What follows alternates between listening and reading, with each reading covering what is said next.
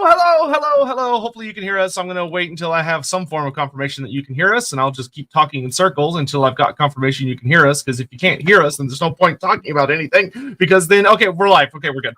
Okay, on top of that, let's make sure that our levels are somewhat similar, because I've got my mic in place now, but it's still not quite right.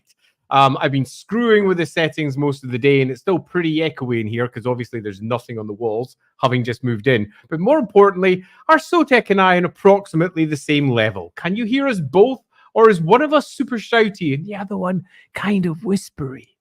Yeah, if y'all could champion, just give us a if y'all could just give us a heads up that we sound similar audio levels, that would be super lovely. Also, man, Andy, I have been a sub to your Twitch channel for 11 months. I've almost hit a year. Almost hit a whole year. It's crazy that it's been over a whole year now. Yeah, good old law hammering channel. Okay, everyone say sounds we're spending about just about right. Yeah, we hope we were beforehand. I tried to match what I was set up with in my living room, which at the moment it's actually gutted. They're about to take the ceiling down. Because we got flooded about, it feels like it was about a year ago now. And I've been waiting to move out of there for ages. So I'm very glad to be in my nice office, although it's a bit bare and blue. It'll look prettier later. So are we ready to just get going with this, or do you have any particular intro that you would like to throw in everybody's way, Mr. Sotek?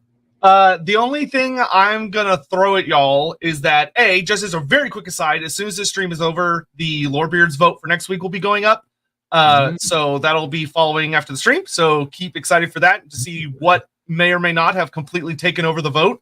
And B, that we completely on purpose, totally not because of anything else going on in life, but no, on purpose have been edging everyone for 2 weeks to prepare for this glorious release of a moment. Because today, if you're live on my side of the world and you use the American dating system, which I realize is inferior, but I'm just used to it, it's 6/12/24, a perfect date to talk about Slaaneshi. And if you're in the UK, it's a rubbish 13/6/24 because it's the next bloody day. That's why we're going to ignore that. We'll stick with the fun version. All right, so I've got a couple of things that I'd like to open with. Much like we did with the first one, we're very keen to try and get as many of your ideas in as possible. We've had a thread open over on the Lawhammer Discord, and there have been so many astonishingly good ideas thrown up there already.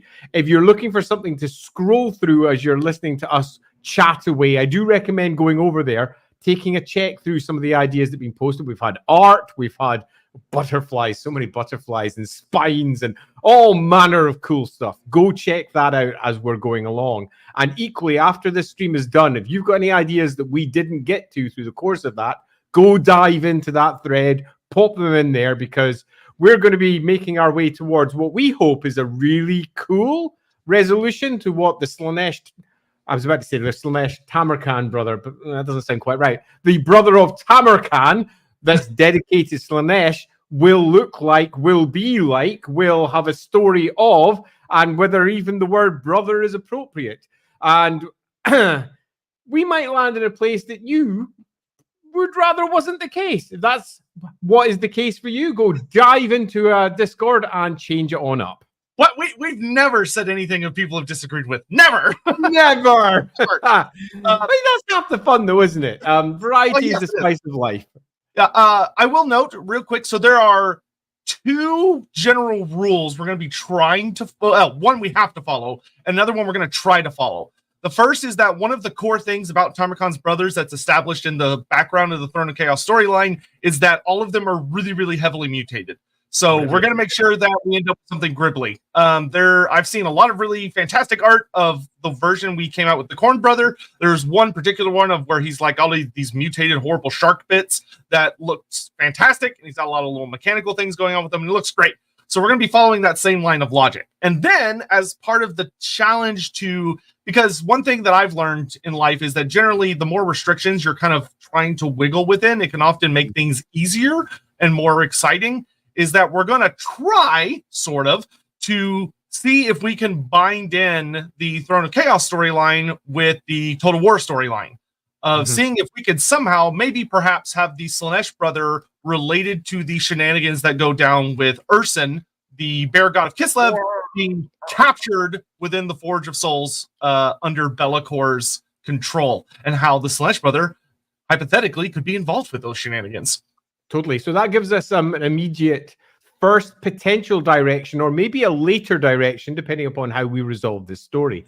And much like we did with the first one, we're looking to have no new factions being added. So we don't want to be diving into somewhere new like Nippon or Koresh or something like that. We're looking at trying to do exactly the same as what Forge World did, which is take one of the established factions that are largely either maligned or pushed aside or not covered by the main battle game, and then breathe some extra life into it so that we can think of new ways to reinterpret that.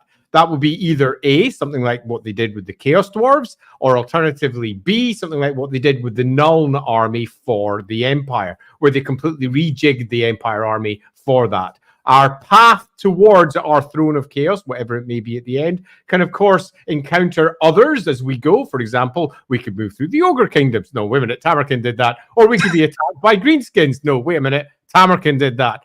Our basic idea here is that we can bring in other factions, but they are broadly incidental, but they may be the source of a really cool extra character that perhaps goes along with the Slaanesh. And again, I put in heavy quotation marks, brother. Yeah, so oh my god, there's so many super chats. Right, so I think there's actually probably something else worth saying. Obviously, there's going to be a whole bunch of super chats coming in as we go, so that everybody can get their ideas out there. Thank you so much for them ahead of time, and also thank you so much for them as they come in. We've got a lot of potential chat that's going to come in, but we're also going to want to try and keep the momentum of the conversation going. So we won't take them all at once and just run through them in one big long screed, because if we do that, we'll be here half an hour later, still chatting about lots of different potentials that are perhaps not as focused or as tight as what we want to have for our conversation. For example, we might say, who is the brother at the beginning? What do we start with? And then we dive into the super chats and they're all about butterflies. And we're like, yeah, well, that's not quite what we're looking for. Having said that, though, we will be taking every single last one of the super chats that comes up on screen, and we will be bringing them up. If somebody's bringing up just random comments such as, I'm going to bring up one so we get one. The Laughing God there saying, I'll have to catch this later, but I appreciate the content. And we've got comments like that. When Sotek's talking or when I'm talking, one or the other of us will just bring it up so it's on screen, so you've all had an opportunity to see it without us necessarily having to read through every single last one. Oh, I'm so glad you remembered that, because I forgot that we said that until you said it. So to just put in other words, if the comment, if your super chat isn't directly relating to suggesting ideas, it'll flash on screen, but we're not going to say anything towards it, because we're just trying to keep things moving. So as I'm talking, I'm giving an example hypothetically on the screen right now. Thank you very much, and we're moving on. So let's get into these really quick. Darius Rose, hi. For the Slaanesh character, perhaps a guy who looks normal at first. However, as you see the rest of his body, it's mass of screaming faces, each one a person he's fallen in love / possessed with that has been killed by him. So I'm assuming you're saying that is like his face and his head are normal, but as like more of his body is revealed, he's covered in faces, is what I think I'm hearing. There is something there's something like that I think could work in the sense of absorbing or having like echoes of individuals that he's encountered in life with him in a really horrific way. Kind of if you think like Envy from like Full Metal Alchemist, where you have this entity that has faces all over its body, which is pretty fucking nightmarish. But that will be tricky to implement without it taking over everything else. So I have a couple of comments on that one. Number one, it will not necessarily make a really cool fucking miniature, which is one of the reasons that we're doing this, so that Forge World can make a cool miniature. Although it would be a relatively okay one with its little faces on. But you tend to find the screaming faces and things twisting from one to another is a very Tzeentch trope. And it often pops up with everything from the horrors that have faces that twist from one side to another, eyes that merge and then pull apart, screaming faces, all of the mouths speaking with different voices, skipping across their bodies. So I'd rather not lean into something that feels like it's even slightly similar to one of the other Chaos Gods. Nevertheless, it's a cool idea. I'd also, just in general, say, what's the mutation here? As in, that's not so much a mutation as it's more something that's happening to the brother as he goes. So it's not so much he's got a big crab claw. It's he's absorbing souls and they're coming out in him. And it feels less like one of the most mutated creatures that are out there than I think I'd prefer for one of the brothers of Tamurkhan. Yeah, I almost feel like that would make for a cool unit, hypothetically, as opposed to... There is a creature in the lore that kind of is that. It's called an amalgamation beast. It originates from 2nd edition Warhammer Fantasy, from the Tome of Corruption, I believe. Really cool book. So we'll keep that in mind, but let's roll on. Alex, finally catching live, shying away from beauty sensation in favor of forms of obsession or perfection. Yes. Yeah, we will be talking about that as we go. Come on, Andy. Of trying to I very much agree. There is an idea I have that I will pitch once we get to the end of the super chat stuff, but thank you. And yes, we're going to be, one of the other things is, like we did with Khorne, we're going to be trying really, really hard to do something that hasn't been done with Slaanesh, trying to avoid the tropes that everyone would expect from a Slaanesh character and take us somewhere new. So that'll be a really big thing for us. Nightbringer, thank you very much. For that brother, I would go with envy as his extreme feeling to the point of excess, and have it be where he encounters someone such thing that has something he likes or wants. His body mutates to reflect it and continues to make him more envious. I almost think that it would be... I don't know if I would go so much in the anger of mutating a copy of it, as opposed to he takes things from people that he's envious of the sense of, like, if he sees someone with beautiful eyes, he literally rips their eye out, or he takes various bits and pieces from people. But I feel like that's more of like a trophy collecting habit that makes for a horrifying character, as opposed to a physicality element. So I have a couple of opinions on that one as well. Envy is getting somewhat close to how we started the pitch for the Cornate brother as well, where he was looking on at the others and having to express himself differently because of the situation he was in.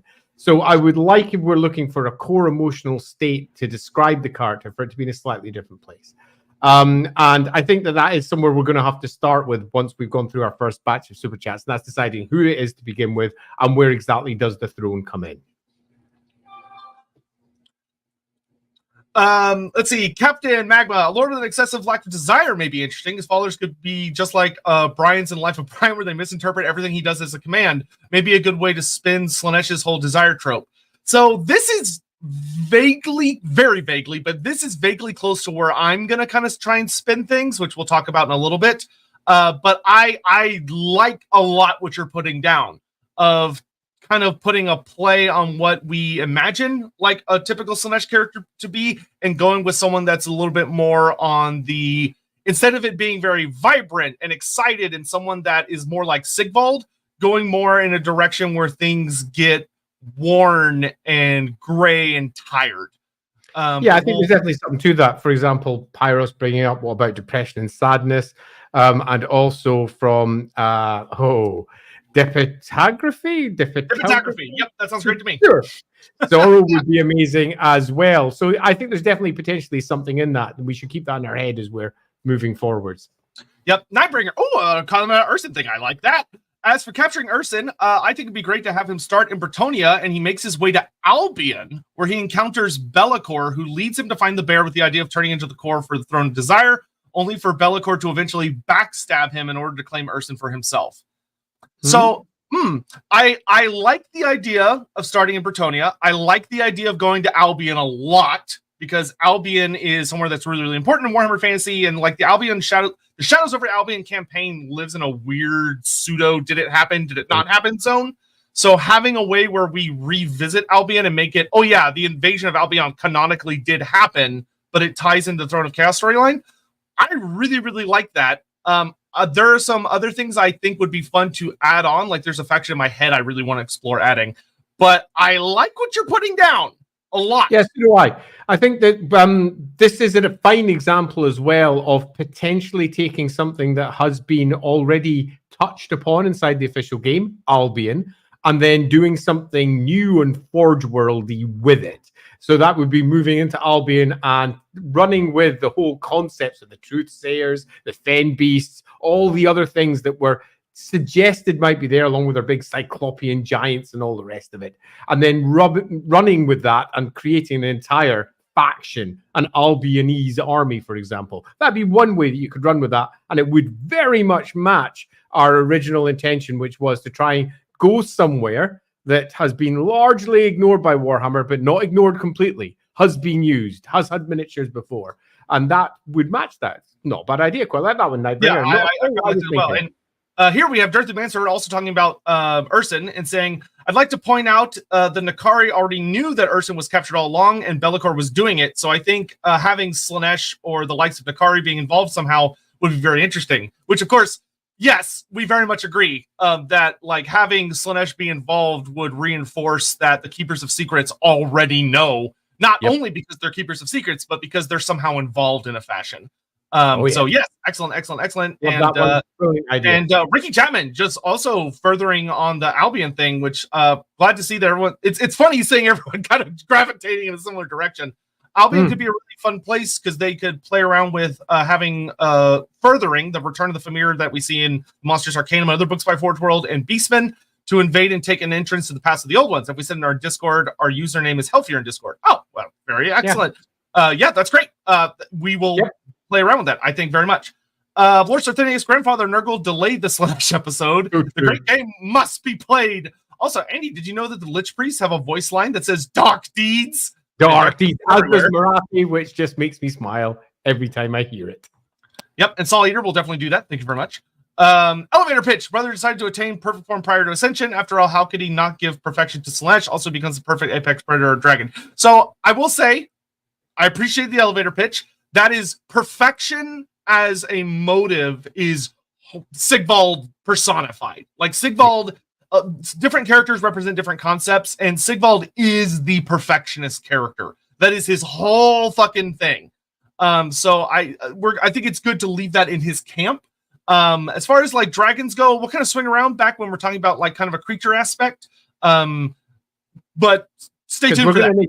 Much like we had with the first brother that we discussed, we want to go for a big fuck-off miniature. Something that looks totally awesome. Somewhat similar to our Toad Dragon with Tamurkhan sitting atop it. So yes, we're going to want to have that.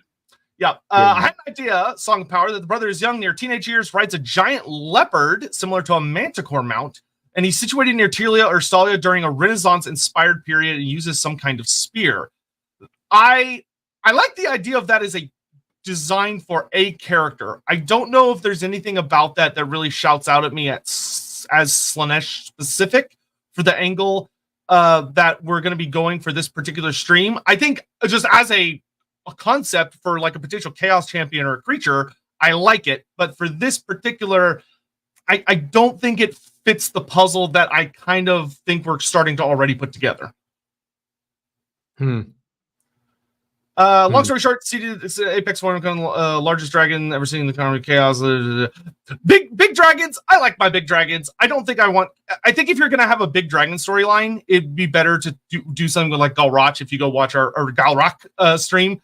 If you want to mess around with that, I think it'd be once again, generally speaking, the thing that I think we really want to try hard to do, because it's an easy trap to fall into, is avoiding ideas that already exist that could be adapted to fit without much jiggling. We want to get way out in the outfield. So I think we're going to probably avoid dragons in general for pretty much all the brothers, to be frank.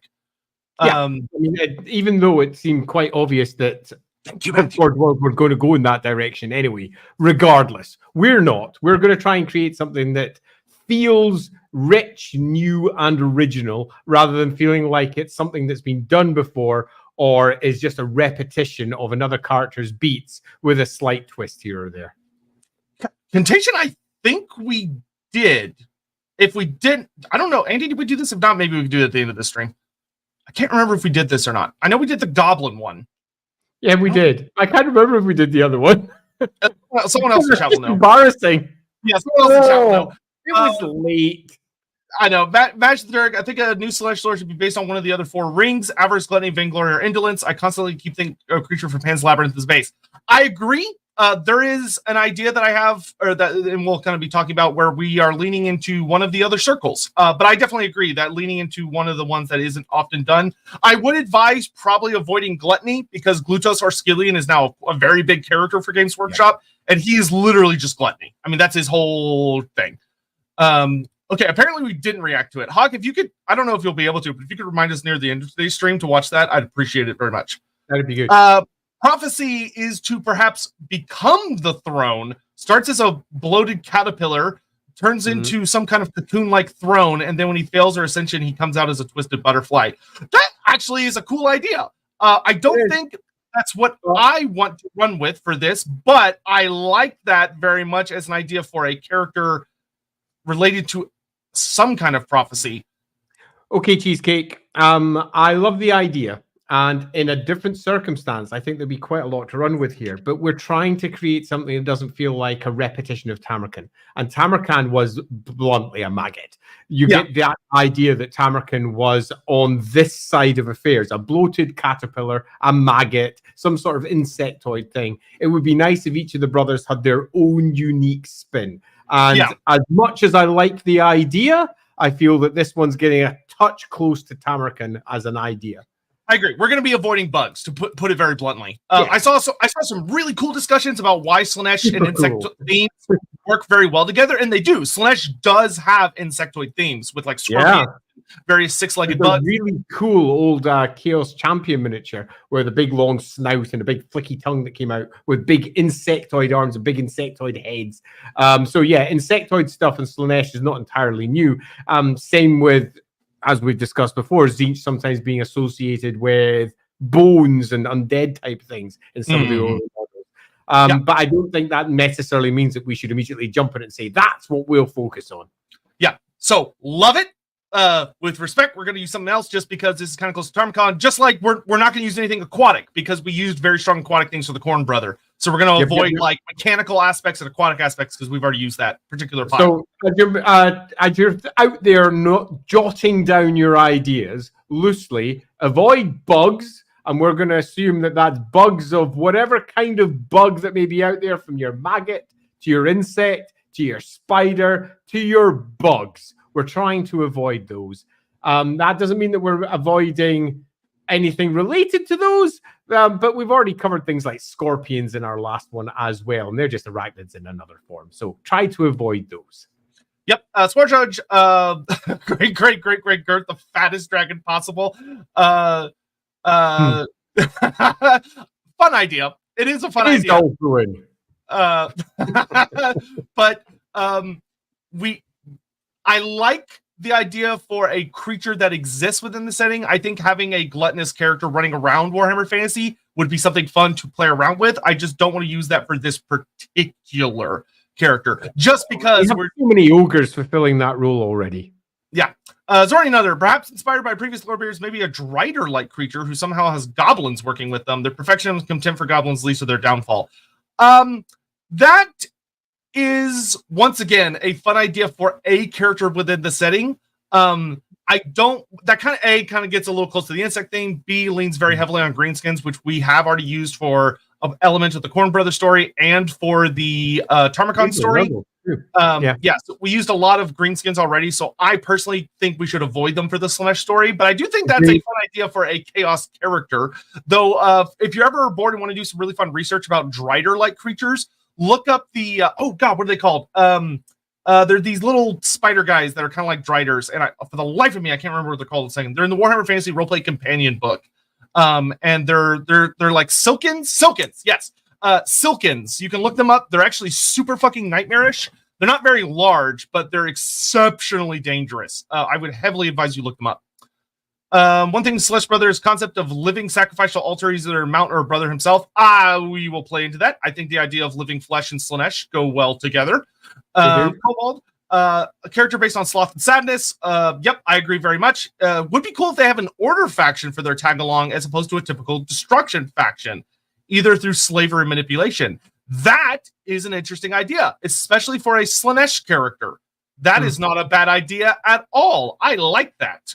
One of the primary tropes of Slaanesh, when Slaanesh is used in various games, beyond just simply Warhammer or, for example, Total War, is to use the nobility, to use the upper classes, to have them be a part of the Slaanesh forces. If you, for example, play Chaos in the Old World, which is one of the board games that FFG made, the Slaanesh god, because you play Slaanesh as one of the 4 gods, could effectively just use noble tokens, and they were Slaaneshes. And I think there's definitely something to this, where you could take another person's army and use that as your core chaos army, and then twist it around and turn it into something else. Okay, interpreted Cyclopean giants. Yeah, you could do that. You could take the idea of Cyclopean giants and say, oh, they're Phamirian giants, or they're Cygors from the Beastmen, or they're just regular giants that have a single eye. You can play around with that very easily when you're doing the roster. Especially on the lack of desire thing, could be a Buddha-like character where their followers come to him and try to achieve nirvana. I'm unsure how to. I like what you're putting down there. So, okay, I will say this now. I'm going to make an executive decision that when this little timer up here that I can see that y'all probably can't, it's 30 minutes. I am going to take a pause from the super chats to talk about some of the ideas that we have running in our head after reading a bunch of comments. Because, yeah, thanks for bringing that up again, Pyro, because this obviously popped up in the Discord chat as well. And I think that there's potentially something in that. Particularly given that we've got ourselves quite different styles of brothers with what we have first with our Nurgle one and Khorne. But having someone who's potentially relatively at one with themselves would be very, pardon me, different. Yeah, someone who has much less of a personal interest for various reasons, but gets dragged along anyway. Or he could invade it, he must consume Urson or Albion God. Wow. Swarja, dude, you don't need to put these on separate chats. We really appreciate the support, though. Thank you so much. I will say, the idea that there's a character out there whose goal is just to keep eating things to make himself larger so you can eventually eat a god, to me is very funny, and could actually make for a surprisingly horrific character. I would almost feel that it would be more appropriate as like an adherent to the Great Maw, so like a really crazy ogre character who's out trying to run around the idea of emulating his god to the extent he wants to eat another god. As opposed to a Slaanesh character, because gluttony, I will say, I really prefer the Glutos or Skillian view of gluttony, where it's more about he's trying to achieve a sense of perfectionism through sampling every flavor and concept in existence to experience every sensation of eating. That's more Slaanesh to me than necessarily just eating the biggest thing one can, which leans more into the ogre territory. You could argue that, oh, well, excess is excess, right? And I would say you're technically right, but I think it's good to try and find borders there where you can. Robert Roser Orc, Slaanesh brother focused around sloth and gluttony. Mutation is basically a mouse shaped like a mutated Iron Maiden, carried on a palanquin. Spiked tongue drags foes into him that he then digests and torments. That's a very elaborate mutation. I will say, though, let's put that on the shelf because I think there might be something in that. Yeah, there is something in that. We will swing back around to that. That is interesting. I think that's interesting. We'll swing back around to that. I've got that. There. Okay, yeah, we'll swing back around to it. To me, the most terrifying direction for a Slaanesh character would actually be a purity ideological or religious type Slaanesh figure. Also, I am shilling a Judge Holden inspiration. I do not know who Judge Holden is. I'll do some quick Google foo in a minute. But let's see. I feel like tying Kostalton's story into the Slaanesh brother after Urson comes back, where Kenner has a true ending, giving him and the Orthodoxy more of a purpose and his talent for sensing chaos. There is something in there that we'll talk more about how meshing the Total War total line into this, if we can get it to work. I will say that actually could work very well, where if you read the short story about Kostalton, one of the things that's really catapulting him to fame is that he has gotten very good at specifically rooting out Slaanesh cults that have taken root within Kislev. As if this lining up well. Yeah. So yes, frankly, just yes.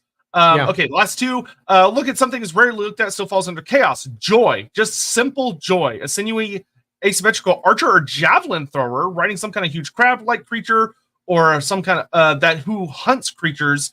And then you can pull Albion in for the Luke such Balor myths. Yeah.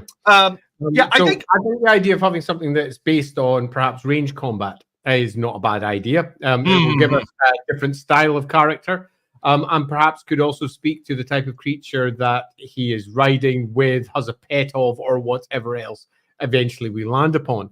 And I think it's relatively important that we don't come up with another Tamurkhan or another Khorne champion who's basically a close combat wombat.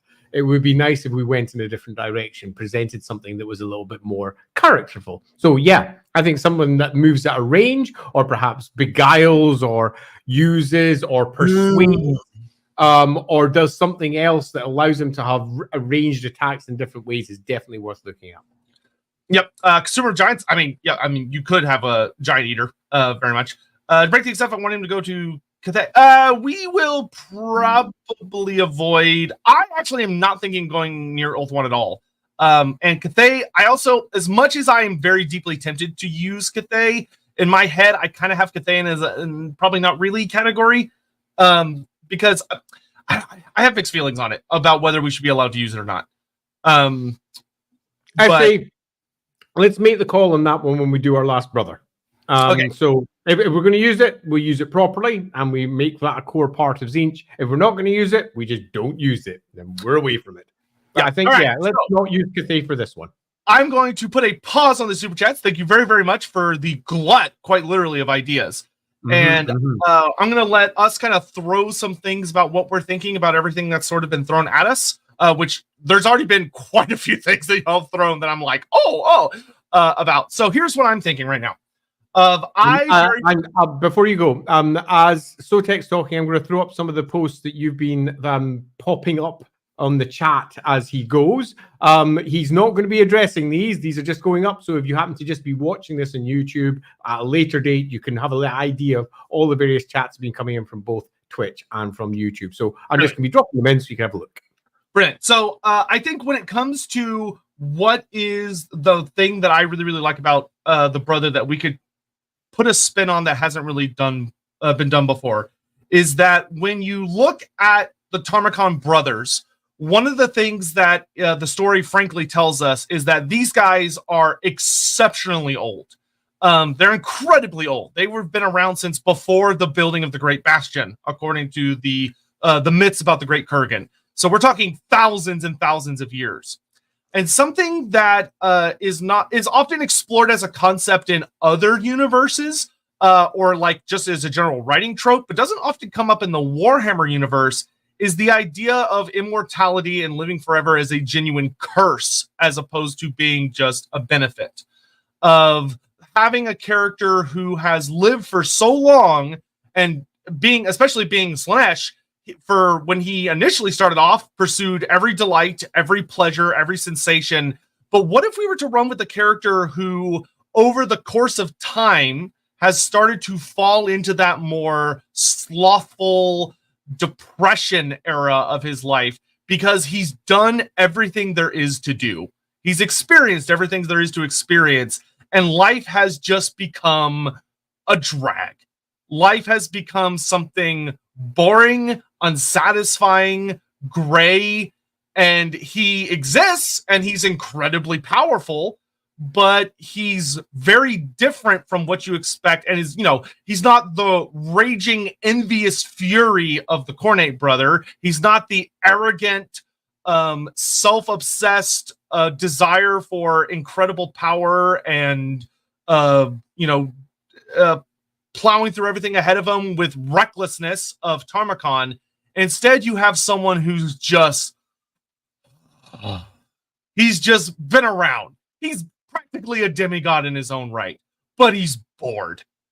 And not bored in the sense of like, oh, there's nothing to do at this particular moment until something new grabs me, but like a genuine depression of that feeling of like, even when something happens that might excite someone else, he looks at it and just goes, there was a time in my life that would excite me. I miss those times.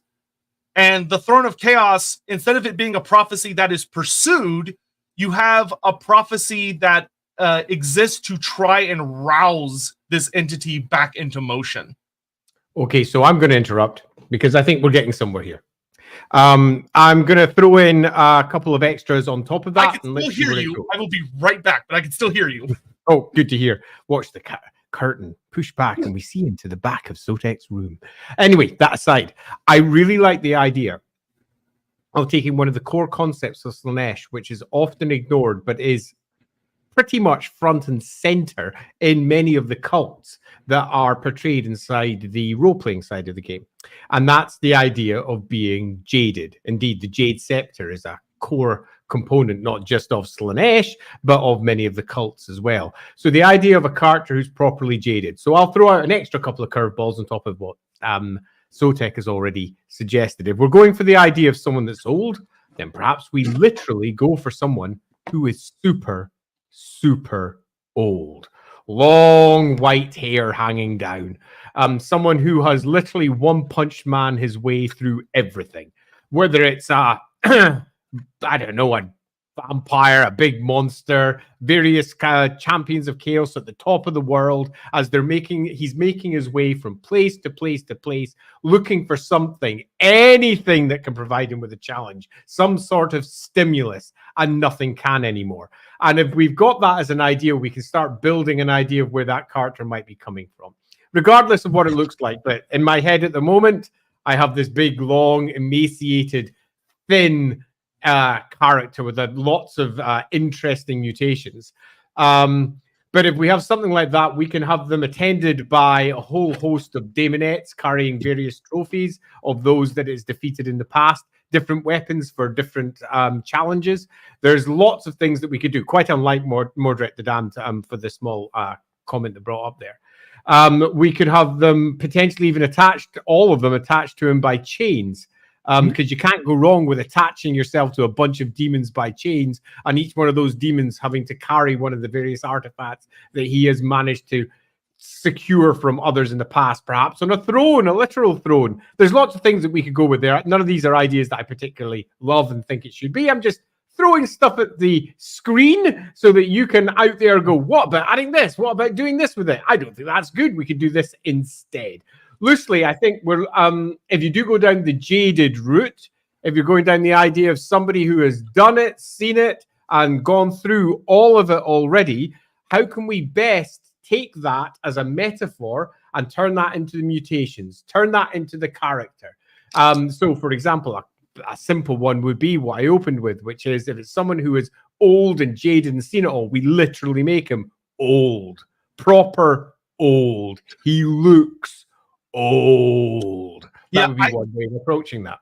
I think one thing I love as well about the old idea is if you have a character who, like, we know the whole thing of Slaaneshi is that they often revel in sensation. And it's not about whether it's good or bad. It's just sensation for its own sake, which is why it's pleasure and pain. So having this character who's had mutations where, like, he's old in quite a literal sense, where he's been, even when he got the initial mutations, he aged horrifically fast, and like you can hear his bones, like he's got no cartilage between his bones, so you can hear them cracking and popping as he's moving around, and like everything about his body is constantly like popping out of socket and going back in. And when he was younger and got the mutations, it was like this height of agony and pain and suffering, but he's been dealing with it for thousands of years, and he just kind of got used to it, and like it no longer bothers him, but it makes him very unsettling and like horrifying in combat to face against, because you have this entity that I think another comment someone said of, I love the idea of you having this ancient character who's got this Ennui where he gets stabbed, and like a regular Slaaneshi character, a normal person would scream in agony. A Slaaneshi character, if they were typical, you would expect them to be like, delighting in the pain, and he's just kind of like looks at it and is like, bored. Like the ennui is strong. Yeah, okay. There's definitely something that's potentially interesting in that. Yes, definitely something. Okay, so we've got before we get caught up with all of our details, we've got a loose direction at the moment, at least, which is someone who is jaded, someone who is old, someone who has been there, who has done that, who has got the t-shirt, and is very much no longer very interested with anything. The next question I think that we should probably definitely get a grip of before we start trying to chart out the story is, what is this particular character's throne? What is the throne this character's chasing? Even if this character isn't chasing it, which I think, given we've got a bit of an idea as to what he wants already, perhaps we are building a throne for him to chase. Is it a metaphorical throne? Is it a throne that is to be achieved? Is one that has to be built? Is it one that's constructed out of flesh? Is it constructed out of God stuff? Is the whole idea of him wanting to challenge the next biggest thing going to take him to Urson and the pit of a god itself? What's the throne he's chasing? And indeed, is he even chasing one? I think he probably should do, because we want to keep that throne of chaos feel all the way through everything. But that doesn't mean that we can't move a little bit more different with this. We've had two quite literal thrones. We've had the throne that one is attempting to achieve in the Nurgle one, in the great city, and the throne will be there and he will ascend. We have another one who's building his own throne down in a Lizardman city. What do we have for this one that's a bit different and takes the story in a slightly different way? So what if this is a throne that allows for escape?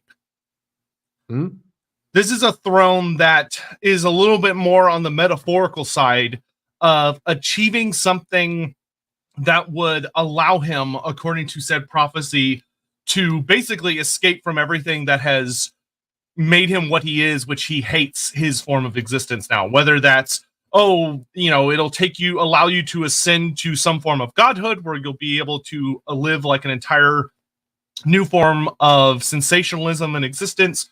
Or maybe it's this will change your body into something completely different, so that, if you wanted to have a tragic angle to it, it could be that it's like this idea of, a throne of freedom, exactly, where it's this idea of, if you were to find this throne, it could change you in such a way that you would get to experience something no Slaanesh champion ever gets to, which is, what if it made you into like a normal person and then you simply die, or you get to.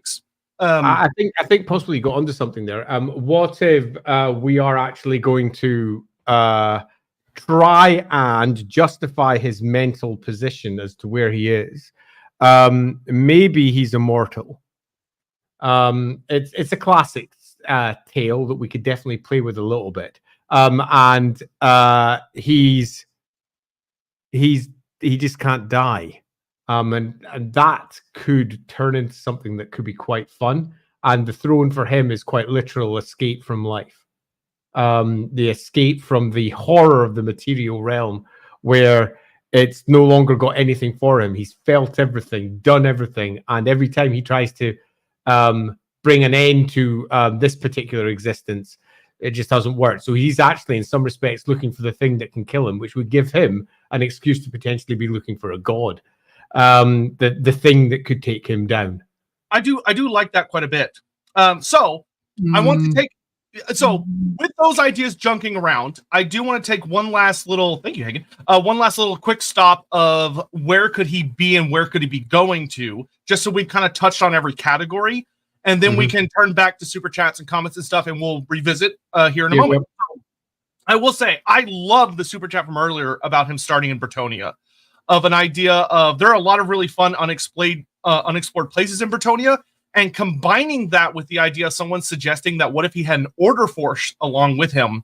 Think of it this way. What if you were to take the laws of chivalry and have a character who's able to exploit it in an unusual way of, like, because, the easy thing for us to think is, what if he was just like Azazel, with the whole thing of like Azazel being so beautiful that he like twisted a bunch of Ulricans to just like serve him, right? But what if he didn't actually twist the Bretonnians? What if it was a situation where the Bretonnians, due to certain matters of chivalric law, join up with him because in their view it's genuinely a right thing to do? And that, what if there is a situation where you have a prophetess who knows that should he complete this journey, he will die? It will be bringing death to a terrible champion who, if he's left upon the world, he's left within Bretonnia, he could go on to create worse havoc. And having like a really weird situation of having I'm trying to make it work. I realize it's a It could be a more obvious manipulation as well, where it's just Slaaneshi things doing Slaaneshi things. I have an issue in that we really don't want to lose his roots, and his roots are in the north. And he is a northern character, and that northern character could have been raised, spirited away, could have been twisted in all manner of different fashions. But I think that to properly rationalize the story for Bretonia, you have to rationalize the story of him getting to Bretonia. And then once that's in place and what he's become and why he's there and doing whatever he's doing, you can then much more easily attach on all the necessary story points to ensure that he then does what he does there and moves on out towards presumably Albion, if we go in that direction, and then from Albion over to Kislev. I changed my mind. I think Bretonia should be the bad guys, and they just get like a very heavy faction focus through being not the bad guys, but the antagonist. They're the bad guys. Our Slaaneshi hero. Yeah, actually, so here's what I'll say. The factions that I really would like to see as a part of this are if you have a start in or near Bretonia, or he's in Bretonia when the story happens to take place. He starts in Bretonia, he works his way up over the Grey Guardians, goes around or near Marienburg, because the faction I really want him to run into before he makes his final jaunt to the Albion and then potentially over to Kislev is... Actually, no, I would go Albion and then play around with Pass the Old Ones like some other people said. I actually would leave Kislev out of it. But I would want him to go to Laralorn and have the Laralorn Forests get a feature focus as a major faction like the Chaos Dwarfs did. That gives us Wood Elf. We've already got the Wood Elf army list. Yes, but and it's like, and that whole army list is focused on the Laralorn. It would be, I think it would be more like the Nuln focus with the Laralorn focus, where you get to have a group of Wood Elves, but they're very different. It's like, oh, we get Ioneer Wood Elves instead of your typical Azrai Wood Elves. Because there are some... Pardon me. You said Laralorn, not Athalorn. Yeah, not Athalorn. I retreat. Laralorn. So, wait a minute. Laralorn. Okay, yeah, Laralorn is different. So I'm thinking I think that could work. If you start there's a lot of factions he could run into. You could say like, oh, he's around Musion, so he deals with like the vampire, with the pseudo ones. Yeah. So I would be more interested in like he's near northern type Bretonia. He ends up going across the Grey Guardians and goes near Marienburg, which you could have a fight in Marienburg or around, which could be fun. I'd like to avoid Marienburg because we got quite a lot of Marienburg stuff in Tamurkhan. Okay, then he could just dodge Marienburg, because like, who wants to fight Marienburg? They have so much shit. So he avoids Marienburg, but then as he's going up towards the coastlines of the Empire, he has to go through the Laralorn, or he gets very close to Laralorn. And now the question is, what happens when he gets to Laralorn? I think before we do that, let's jump onto our super chats, because I think we need to pin down the story. So we've thrown lots of stuff at the wall. Now let's see what sticks. Yeah, and we got lots of stuff. Let's see where we are, man. Do you remember where you were last time? Yes. Good. Also, your Judge Holden inspiration. Judge Holden, nasty fucking character. That would definitely do for a good villain. I think for this particular villain, the way we're building him, Holden doesn't really quite fit, but Holden's fucking disgusting. Any character from Blood of Meridian is a nightmare character. So, but yes, you can play around with that. Let's see. Instead of break things up. Okay, we're here. Instead of the face stealing, he steals body party admires and replaces parts, but eventually hoarding them for himself. Type creature. Again, we're speaking less to mutation and more to body horror. And I think we're trying to create a chaos character per se. We don't need to keep on falling back on the same almost horror movie tropes. We really want to give someone who's a mutant. And how that mutation expresses. That is something I'd really like to see coming in ideas. If anyone's just like writing comments, not even super chats, just comments. What kind of mutations do you think would be suited for like a character who Ennui and being an ancient? I mean, really leaning into like a guy who's beaten everything that he's wanted to, and he's just. What do you think would be fun to see as a part of that? Character's brother, I think guilty pleasure will be amplifying the excess of others. What could be interesting is if that is a part of him that he doesn't get to indulge in, is if the forces around him are able to be driven to an even more insane form of excess which leads to him having a bit of a cult around him that he doesn't really care for. I would say it's less that he can't. It's just that he's done it. And there's nothing in it anymore. Let's keep the jaded concept at the core there. So the others falling into excess, he's already passed all of that. He's already been there, done that, and bought the T-shirt. So yeah, I'm not necessarily convinced that we should have him sitting there as this figure who can't express or can't do, or it's just out of his reach tantalizingly, like Tantalos himself. I think that's kind of weak and a bit too at the whim and pleasure of Slaanesh rather than the character himself being the driving motivator. I think would be nicer. I have an idea for a pretty nightmarish mutation, but I'm going to let chat suggest ideas and then we'll go from there. I think he should be involved in art in some fashion, like he has sort of a painting thing. I think the idea that he has done things throughout his life and he carries around trophies that represent that. So like he has these beautiful, glorious paintings that have horrific abilities. Like imagine like one of his units is literally like a group of demonettes or mutants that are conjoined into a painting that they carry around on this canvas, and it has an effect on the battlefield. Could make for something nightmarish, or even that. Have to be careful that didn't look goofy. Yeah, you'd have to mess around with it. But art. There's a lot of different ways he could express artisticness, which I think would be a good idea. Carried, I will say, as someone who is like ancient and annoying all this stuff, obviously we want him to be carried around by some kind of big horrible monster. That way he matches with his brothers. Or it matches with its brothers. Though a giantess feels a little plain. I want something a little more crazy. Yeah. Having thought that, I'm almost gut against the concept of using sloth because it feels really quite close to Nurgle, but I'm not against the idea of him just being so jaded that it takes something unique and special for him to move.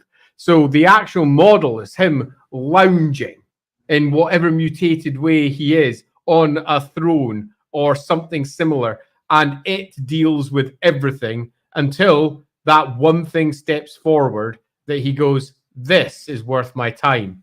And then he gets up. And then he moves down, and then he one-punch mans the next bad guy. I think that could be potentially a different way of doing it. So we've basically got ourselves a character who is better than everyone else, but literally doesn't fight. Shadow magic focused character manipulates things, create fear and cast Feedabont, use prejudice, use Costalton towards ends. I will say that because this story that we're probably looking to build will very likely involve Be'lakor quite heavily, I feel like Be'lakor is going to fulfill that need for us. That being said, I am very okay with the idea of him being a wizard. Oh, definitely. And in fact, I would suggest him being a master of Slaanesh magic is an absolute definite. Yeah. Because that leans very heavily into this guy's been through everything. He's experienced everything. Yep. He's used magic to take himself to the utmost extremes. He's been there. He's done that. And that would also make him a pretty horrifying wizard because he would understand a lot more about how to use magic than most people would because he's experienced so many different things. He would be a horrific wizard to deal with. Scion, my idea would be a sorcerer who torments people with their own minds. Like he's able to evoke extreme regret and suffering by inflaming people's own guilt and regret, then he feeds on the anguish. I will say the idea that I could see an interesting idea of that he has the ability to feed on extreme emotions that gives him just like half a breath. Why? I mean, if we're looking to speak to the metaphor of who the character is, if we're looking to have him express something that is jaded, I mean, that's nothing to do with consumption. Okay, so maybe flipping that to where he's able to use his sorcery, like science says, to inflame people, what people are feeling, so that they get to experience just an iota of what he's experienced over his long life, and it causes horrific damage.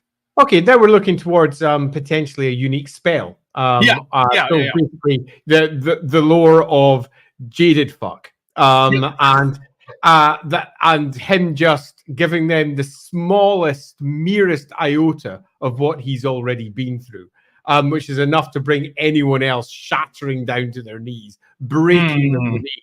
And he's like, yeah, well, you're clearly not going to be of any use to me in the slightest because you can't even cope with this tiny thing. I dealt with that 1,000 years ago. Get out of my face.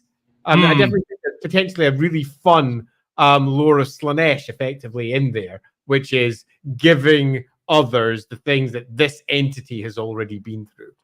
Yeah, I do like that. Weaponizing the concept of weaponizing cringe. Maybe not quite that, but I do. Yeah, like Andy was saying, like the idea of someone's like experiencing pain and he's able to say, no, that's not pain. Allow me to show you like pain. Or like, oh, that's not rage. Let me show you true horrific rage. And they attack the people around them and stuff like that. I like that a lot. Maybe the sibling could appear similar to Scylla, a person with lower body tentacles. Scylla, like from actual, lower body tentacles lying in the sea. Frankenstein body parts could still work. The idea of him having like a lot series of tentacles instead of like legs, where he's like able to like it allows him to do many different things at once. They're constantly like moving around him, caressing things, grabbing at things, touching things. Like he's not even active about it anymore. But why? Again, I think whenever we're making decisions about the mutations and how they express, what you need to keep in your mind is, what is this mutation there for? What's the story it's trying to tell? And if we're telling the story of someone who is jaded, someone who has been through it all, how can we express that physically? What can we do to this poor sod that we're going to completely mess up in a variety of horrendous ways? What can we do that just tells the story of someone who has done everything? How can we express that through mutation? I will say I like the idea of there being notable amounts of tentacles somewhere on his body, in that when he was younger, they did act as these profound sensory organs, but now they lean even further into the idea of he doesn't get up a lot of the time. Like these tentacles are moving around and like doing things as he needs, but he's just like, he almost looks like he's dead, just sitting there on his throne, because most people aren't even. Yeah, now you're talking. Now we're talking about these things have got a purpose. They were extreme sensation, and when he was younger, they felt everything. But now they hang limp and loose, dragging behind him as he stalks forward with all these things just dragging because they're dead now. He feels nothing. He's numb. They have exactly the same amount of sensation as they did before, but now he's just literally gone past it all. He needs something truly extreme to feel anything in the slightest. And it's not that he's not feeling it, it's just that no longer registers as something worthwhile responding to. So we've got all these basically sensory objects. So we're now looking at the core mutation there being to provide sensation, and then how can we use these sensations and show that they no longer move him at all. So they either drag behind him, or they hang limp, or they're no longer giving him any joy in the slightest, in the way that they used to, as he experienced one thing to the next thing to the next thing. Then we can also lean into many of the more Cenobite scarification of what might have happened to his body through a variety of horrendous things. Some of them broken, some of them misshapen, some of them deeply scarred, to half of his tentacles hacked off in places, as he tried to figure out some way of feeling something again. Oh yeah, I really like that. Yeah, because then you could have like on the model, you could have like, one of the tentacles like has had the flesh flayed off, so it's just like the bone of the tentacle, and like another one's like flayed open, and another one is just cut in half and stuff, and then some of them are normal. And when you read that, those are his sensory organs, it's like, oh my god, yeah, he did that to himself. There's possibly something in that. Actually, just loosely, I don't think that's necessarily bad. Yeah. Amount of idea I have. Be careful we don't go too Arbal the Undefeated with his one attack that kills everybody, though. Yeah. Don't want to go too heavy into the One Punch Man, exactly. Yeah. A bunch of different. I will say the idea of him having a flying mount could be interesting. I almost want to leave flying for the Zinch brother, though, because Zinch is very flying to me. As opposed to Slash. I still haven't really settled on a creature monster type thing for him yet. Nothing's really jumped out at me. We don't have a palanquin yet, so we could have some form of he's born by a whole host of individuals that represent all of the things that he has left behind him, as they're moaning and groaning and generally being absolutely horrific. And he is unmoved. He does not care. And he's being drifted forward by them. It's a bit lame. It needs more than that. Yeah. Putting the old guy into pressure together, making the old man from Up. He's depressed, and a large part of that is he lost a lot. I think the idea of you being able to delve in, like as you're exploring his story, as he's rampaging his way, like across Bretonia, and then up towards the Lorelorn Forest, and then he makes his way across the Ocean Albion, and then he fights the natives of Albion and the creatures there and stuff. You learn little bits and pieces about that. A lot of the things that used to bring him excitement and joy because of his immortality, like not only has his sensory stuff faded, but there's a lot of emotional gaps there as well, because maybe he makes mention of the fact that he had lovers that are dead now, or he makes mention of that there were friends he had and they're dead now. Like everything has left him behind, and he's just like, I think possibly it's not so much that they've left behind; they've died. They've grown old. Yeah, he's moved on. That's kind of what I mean. Left behind, less in a sense of like not abandonment, but less in that they couldn't last as long as he has, and it's just him. It goes on and on. What about a plant-based mutation? Perhaps something like a Venus flytrap. Or head thorns. It could look like an overgrad mouse. I will say maybe atop some kind of giant turtle-like creature that he's been writing for. So I will say the idea that he has some kind, there's a plant-like aesthetic, like almost like a moss, in that he's been sitting for so long that like there are things growing over him at times. Maybe is interesting. Why, if we're looking for jaded and over sensation and sensate stuff, plants don't generally say that. Plants generally speak to a different form of life. Now, I'm not saying it's a bad idea. I quite like the idea in general, and potentially could tie into doing something with elves as well.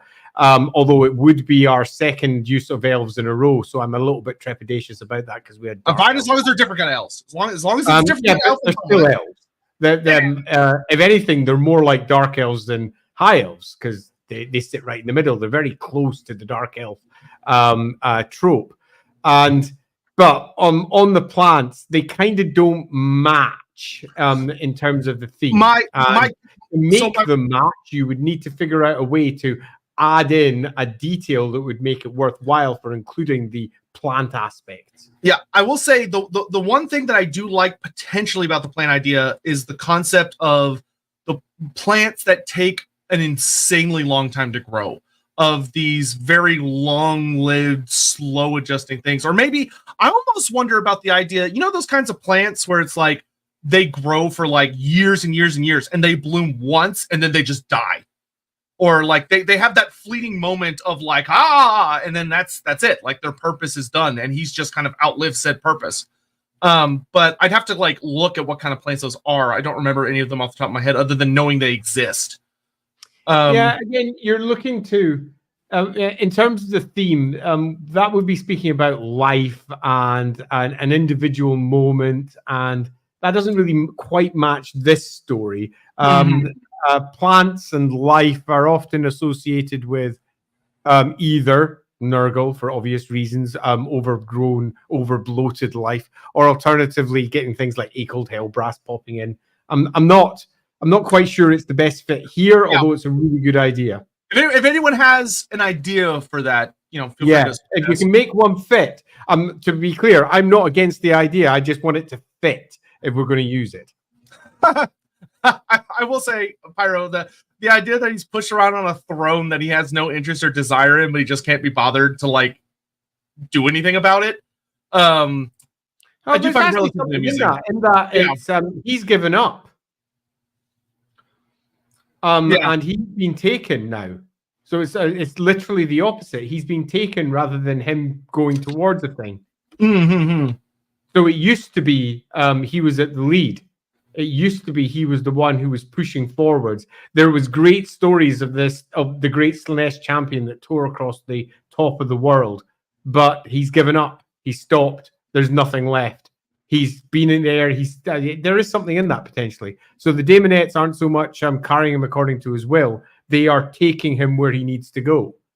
There's possibly something in that. But ultimately, if that was the case, and if we are running with this character, which is dangerously close to being not very interesting, we would need to ensure that you had a very good story that got him off his throne, that made him interested, something that made him go, oh, this is something I have never done, that moves him from being the one that's dragged around to being the one that's reinvigorated, who's about to touch back with his youth one more time. Throne of Chaos could potentially renew all of his senses, since you could start all over, perhaps some kind of renew, maybe some sort of life elixir. I think I lean more heavily into the idea that it will end him, or it will allow him to achieve a sort of nirvana where he's able to move on, as opposed to, because if anything, I think renewal to him would sound more like hell, because he knows he's going to end up right where he is again eventually. Whereas I see the idea of more. One of the problems of being jaded is it's not that he wants to redo all the things that he's done before and feel it again. He's felt it. So there would be no real interest in trying to re-feel those things. In an attempt to try and figure out how to make the character more interesting in terms of actually being utilized and deployed. Going back to the original idea that the character is perhaps a cult leader-esque, someone who sits at the heart of a great Slaaneshi cult and is pretty much a living corpse that sits at the very heart of this great cult when we start the story, and is as good as dead in many respects, is whispering away or mumbling secrets to the cult that's gathered around without any real interest in life anymore. And the utilization of something drives him forward to one last push, the possibility of one thing that will allow him to finally feel again, because he hasn't felt anything for over 1,000 years that really makes any difference at all to him. So that need for a big thing, and it would be something particularly huge. That could be a way of getting him out of somewhere. Yeah. Okay, I've got some ideas circling, but I'll come back to those in a minute. It could be a person that looks normal, beautiful, even right when you're nightmarish monster, and upon closer inspection, they are the same. Oh, so like it's like, lady. J-Rat, I honestly would say I kind of want to swing back around to this idea with the Zinch brother. There's something in that I think could be fun to play around with. So hang on to that for the next one. Could they be driving off the World's Edge Mountains, clubbing through Sylvania, Ostermark, and Stirling, maybe, or even Talabecklin? I think for me personally, I kind of want to avoid having Empire baddies. Yeah. Just because we've already used them, and I want to do something really fun and different with each of the guys. Yeah, agree. Where it's like, with Corrin, we hit on like Dark Elves and Lizardmen and Tomb Kings. And with Tamurkhan, we had Chaos Dwarves and Ogres and the Empire. And kind of keeping that going. Where here we have like Bretonnia, Wood Elves, and then like you could do like a Norska and your Famir and stuff. And even like Kislev if you wanted to at the finale if you wanted to. Kind of love the idea where his throne is setting up a situation where a hero gets strong enough to defeat and supplant him in Slaaneshi's eyes. I feel like that might. There's a potential there where you could have that the Throne of Chaos is a type of like that's a possible idea. I think that's something we can kind of hold on to. I think it would be very difficult to make work without having the narrative split, where you're like focusing on like this one thing and then flashing back between the Slaaneshi character, which I think generally is not what we'd want to do. We'd want the story to follow him until the third act, and then that's when you start seeing the other characters crop up, to emulate what we've done with Tamurkhan the Corn Brother. That being said, I think there's something in there that might be usable. Thinking he might be seeking the true release of death, the last sensation to be experienced, true bliss. That could be a way you look at it. Yeah, I'm trepidatious with it purely because it's such a overused trope. And it's not necessarily a bad idea, and it could be spun in a really fun way. But I'm just slightly trepidatious. Yeah, now I will say I could see it working really well as being less of his goal and more of the last moment we get to see him, where it's Tamurkhan dies in shock and like rage, the Corn Brother dies betrayed and like, but the Slaaneshi brother, like as he's dying, his death scene is more of this, where he has like that release of finally. Could have like that adds like a different ending to the story, but it's not necessarily what he was seeking. It's just more of the way he experiences it. Yep. SCP-96 could be a good inspiration for you. Is that Shy Guy? I think that's Shy Guy. Oh, you know what? I will say the idea that a mutation. So along with like some of the, I really like the tentacles. Elongated limbs is a mutation that I don't think gets used as often as it should. And it is a creepy fucking mutation of having like arms that are overly long. And just these big, thin, huge, long arms with like these big splayed hands at the end. You'd have to be careful again. Those sort of things can very quickly turn goofy if not handled right.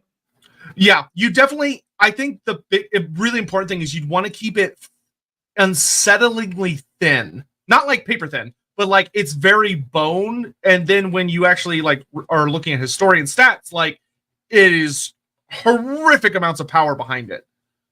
Yeah, you're probably looking more at drawing a physical metaphor for drug addicts and similar people who are chasing the dragon, so to speak.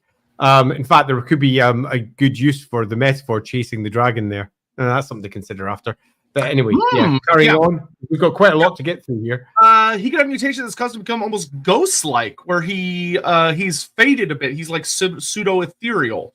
So I have a reason that I don't think that's a good idea, J-Rath, and that actually takes away the idea of jadedness. It's not that he's jaded, it's that he can no longer do a thing. And the whole point of Slaaneshi is that you're going further and further. It's excess. This wouldn't be excess. This would be taking you away from excess and actually limiting your sensations.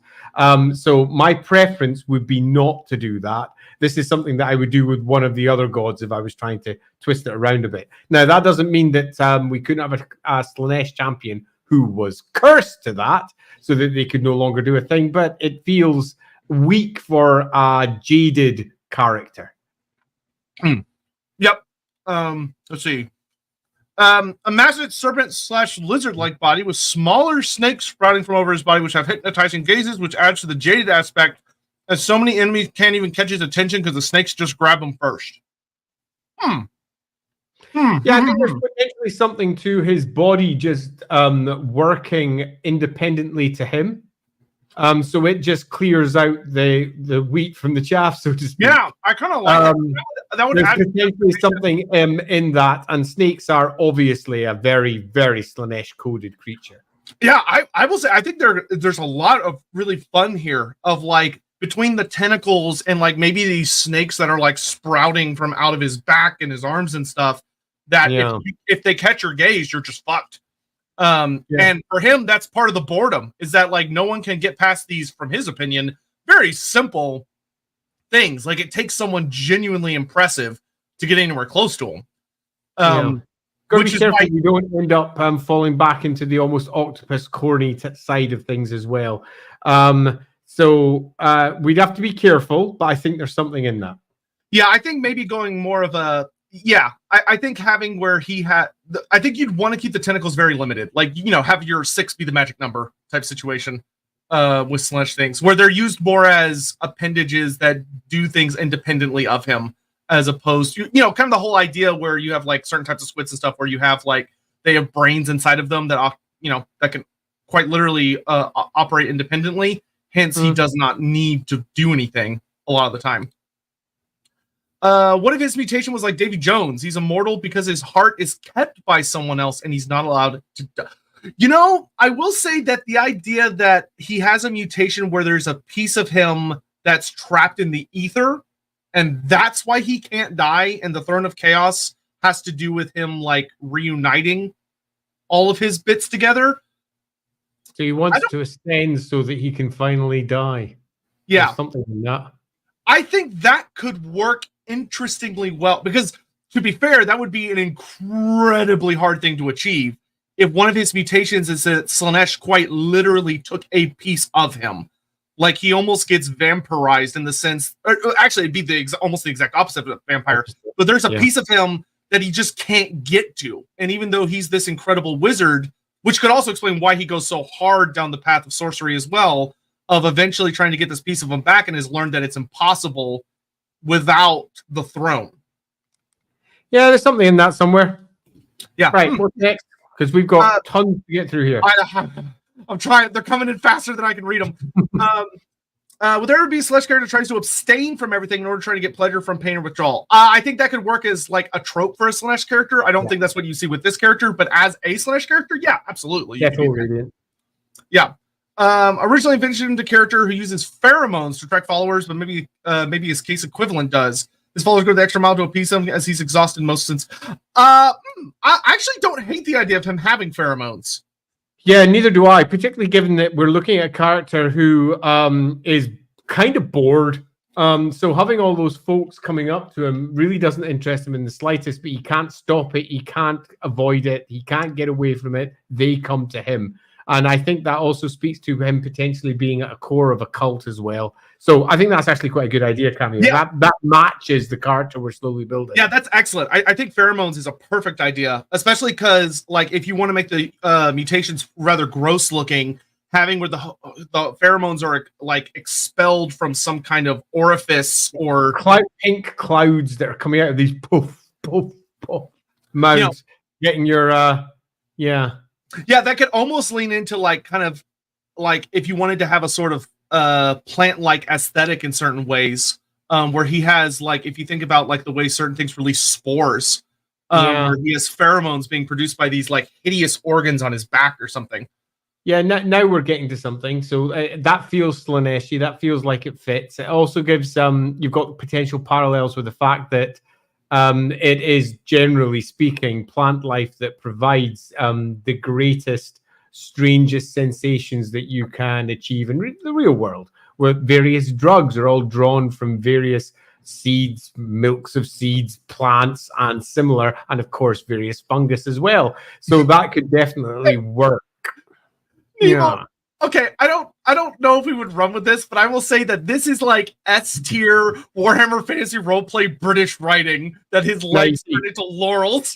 When I'm saying, what's the story? What are you doing with this? Where's the metaphor? That's a fucking metaphor. That one amuses me. Literally resting on his right. I'm not sure how you could make that good. Whether it's the throne itself, whether it's the thing he sits on, whether it's the mutation. Okay, hold up. What if his big monster, though, is a big plant?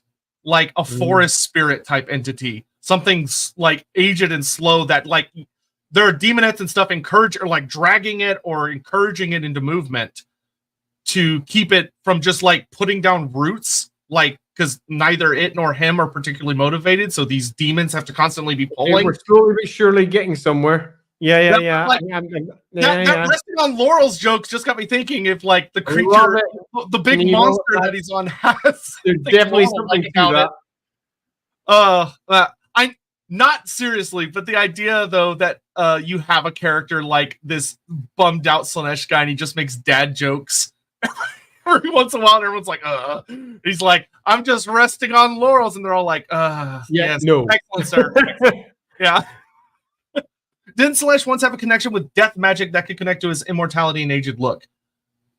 I don't. I mean, really. Slaaneshi. Actually, yes. And by that, I mean that Slaaneshi was originally the purple wind. It was Slaaneshi's wind. But at that point, the purple wind wasn't death magic. The purple wind was, in fact, magic of sensation and excess and a variety of other things as well. And many of the older spells that come from that era are still in the lists and have just been changed and shifted. So they now deal with spirits rather than necessarily dealing with you getting...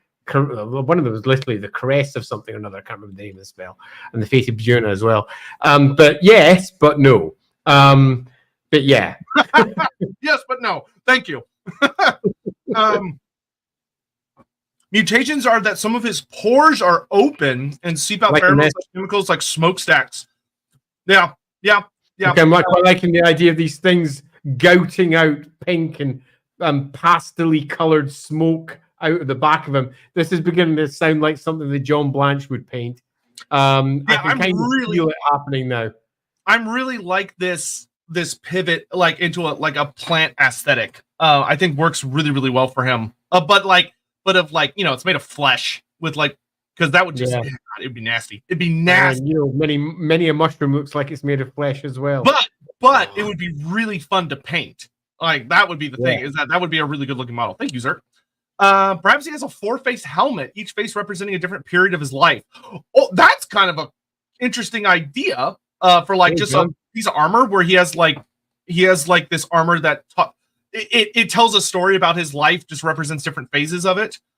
So something that we're missing from the previous hero, the previous brother, that definitely we should probably look at is ensuring that he's got chaos armor.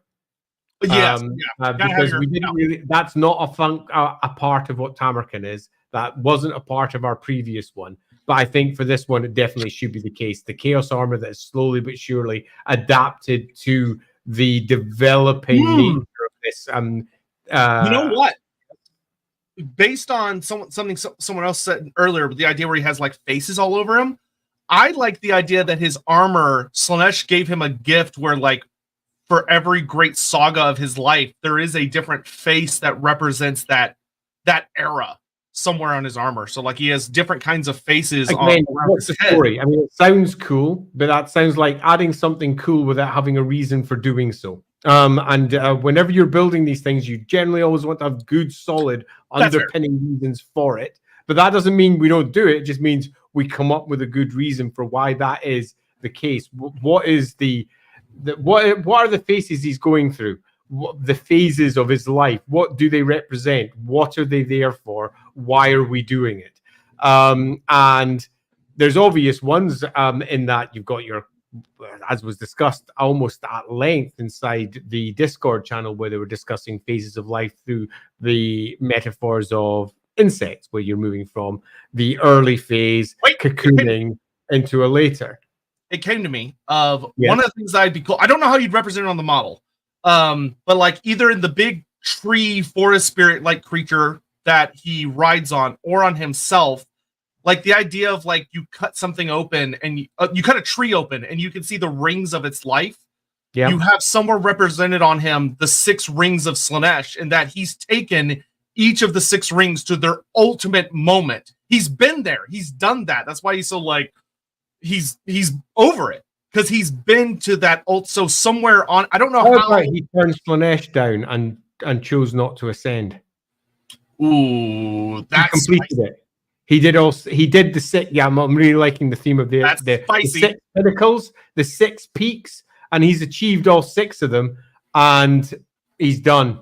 And perhaps he doesn't want to ascend, because to ascend is to leave behind all sensation as you move towards an immaterial form that can only really feel any form of sensation by returning to the material world again. Oh my God, that could work really well with what we talked about earlier of Slaaneshi having a part of him in the ether, of Slaaneshi taking that almost jealously and saying, well, you can't die.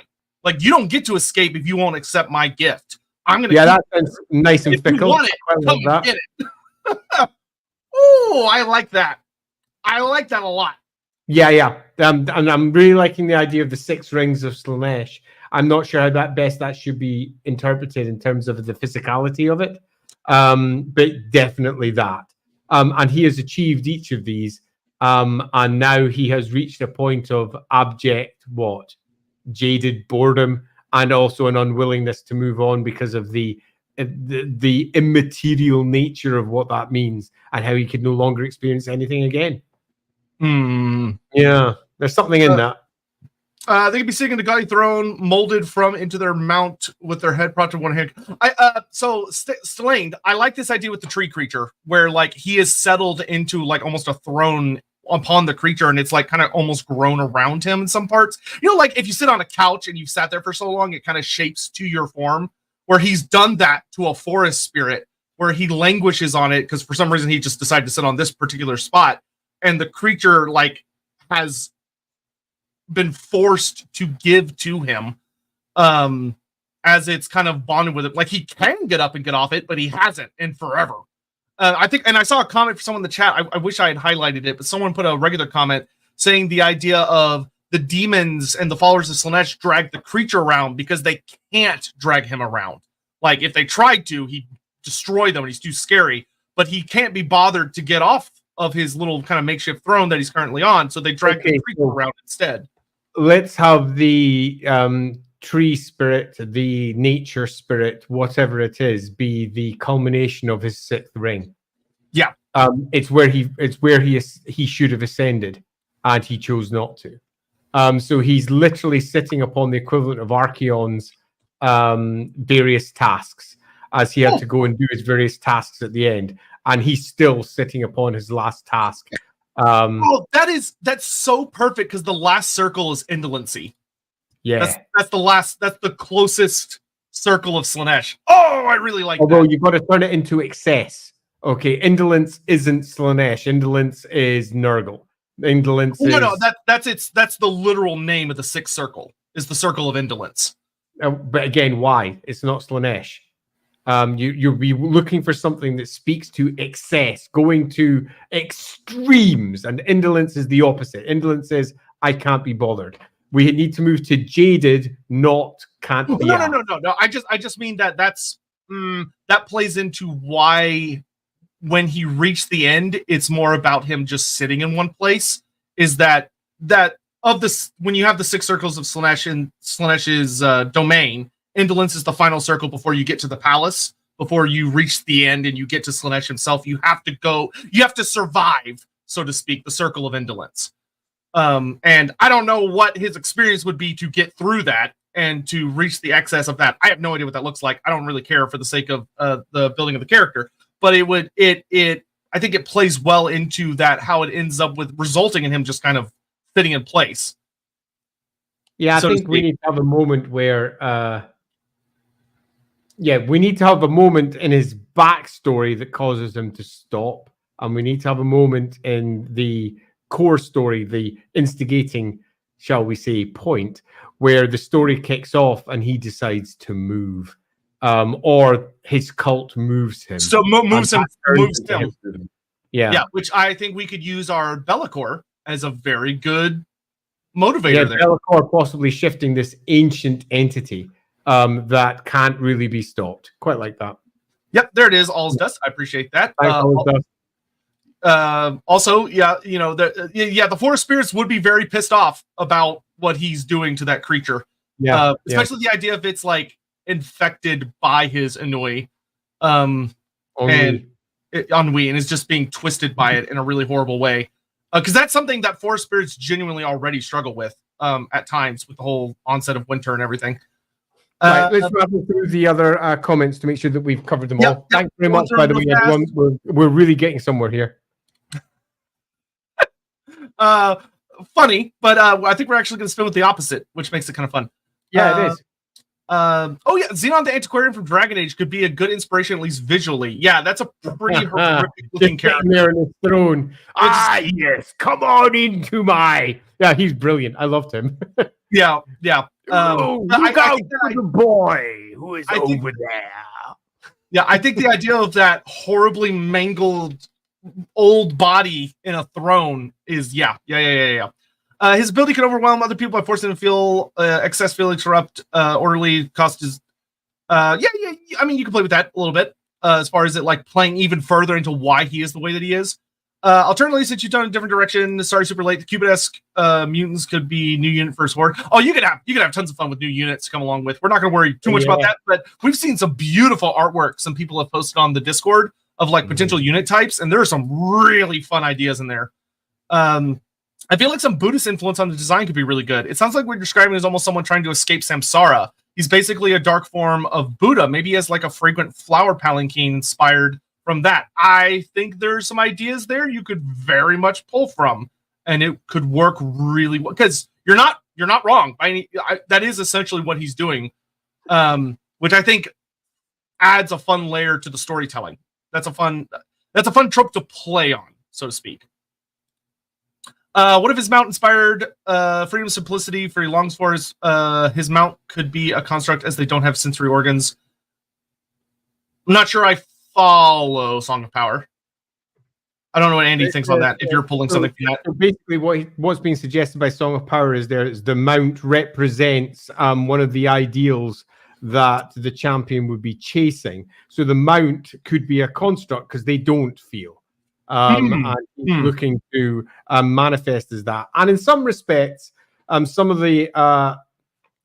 we could go down more the Fen Beast side of things as well, rather than necessarily going down to tie it into Albion potentially, the nature spirit, because then we could have ourselves some sort of horrendous construct that being put together, out of potentially multiple nature spirits and worse that have been dragged together for its purposes to finish off its sixth circle of hell.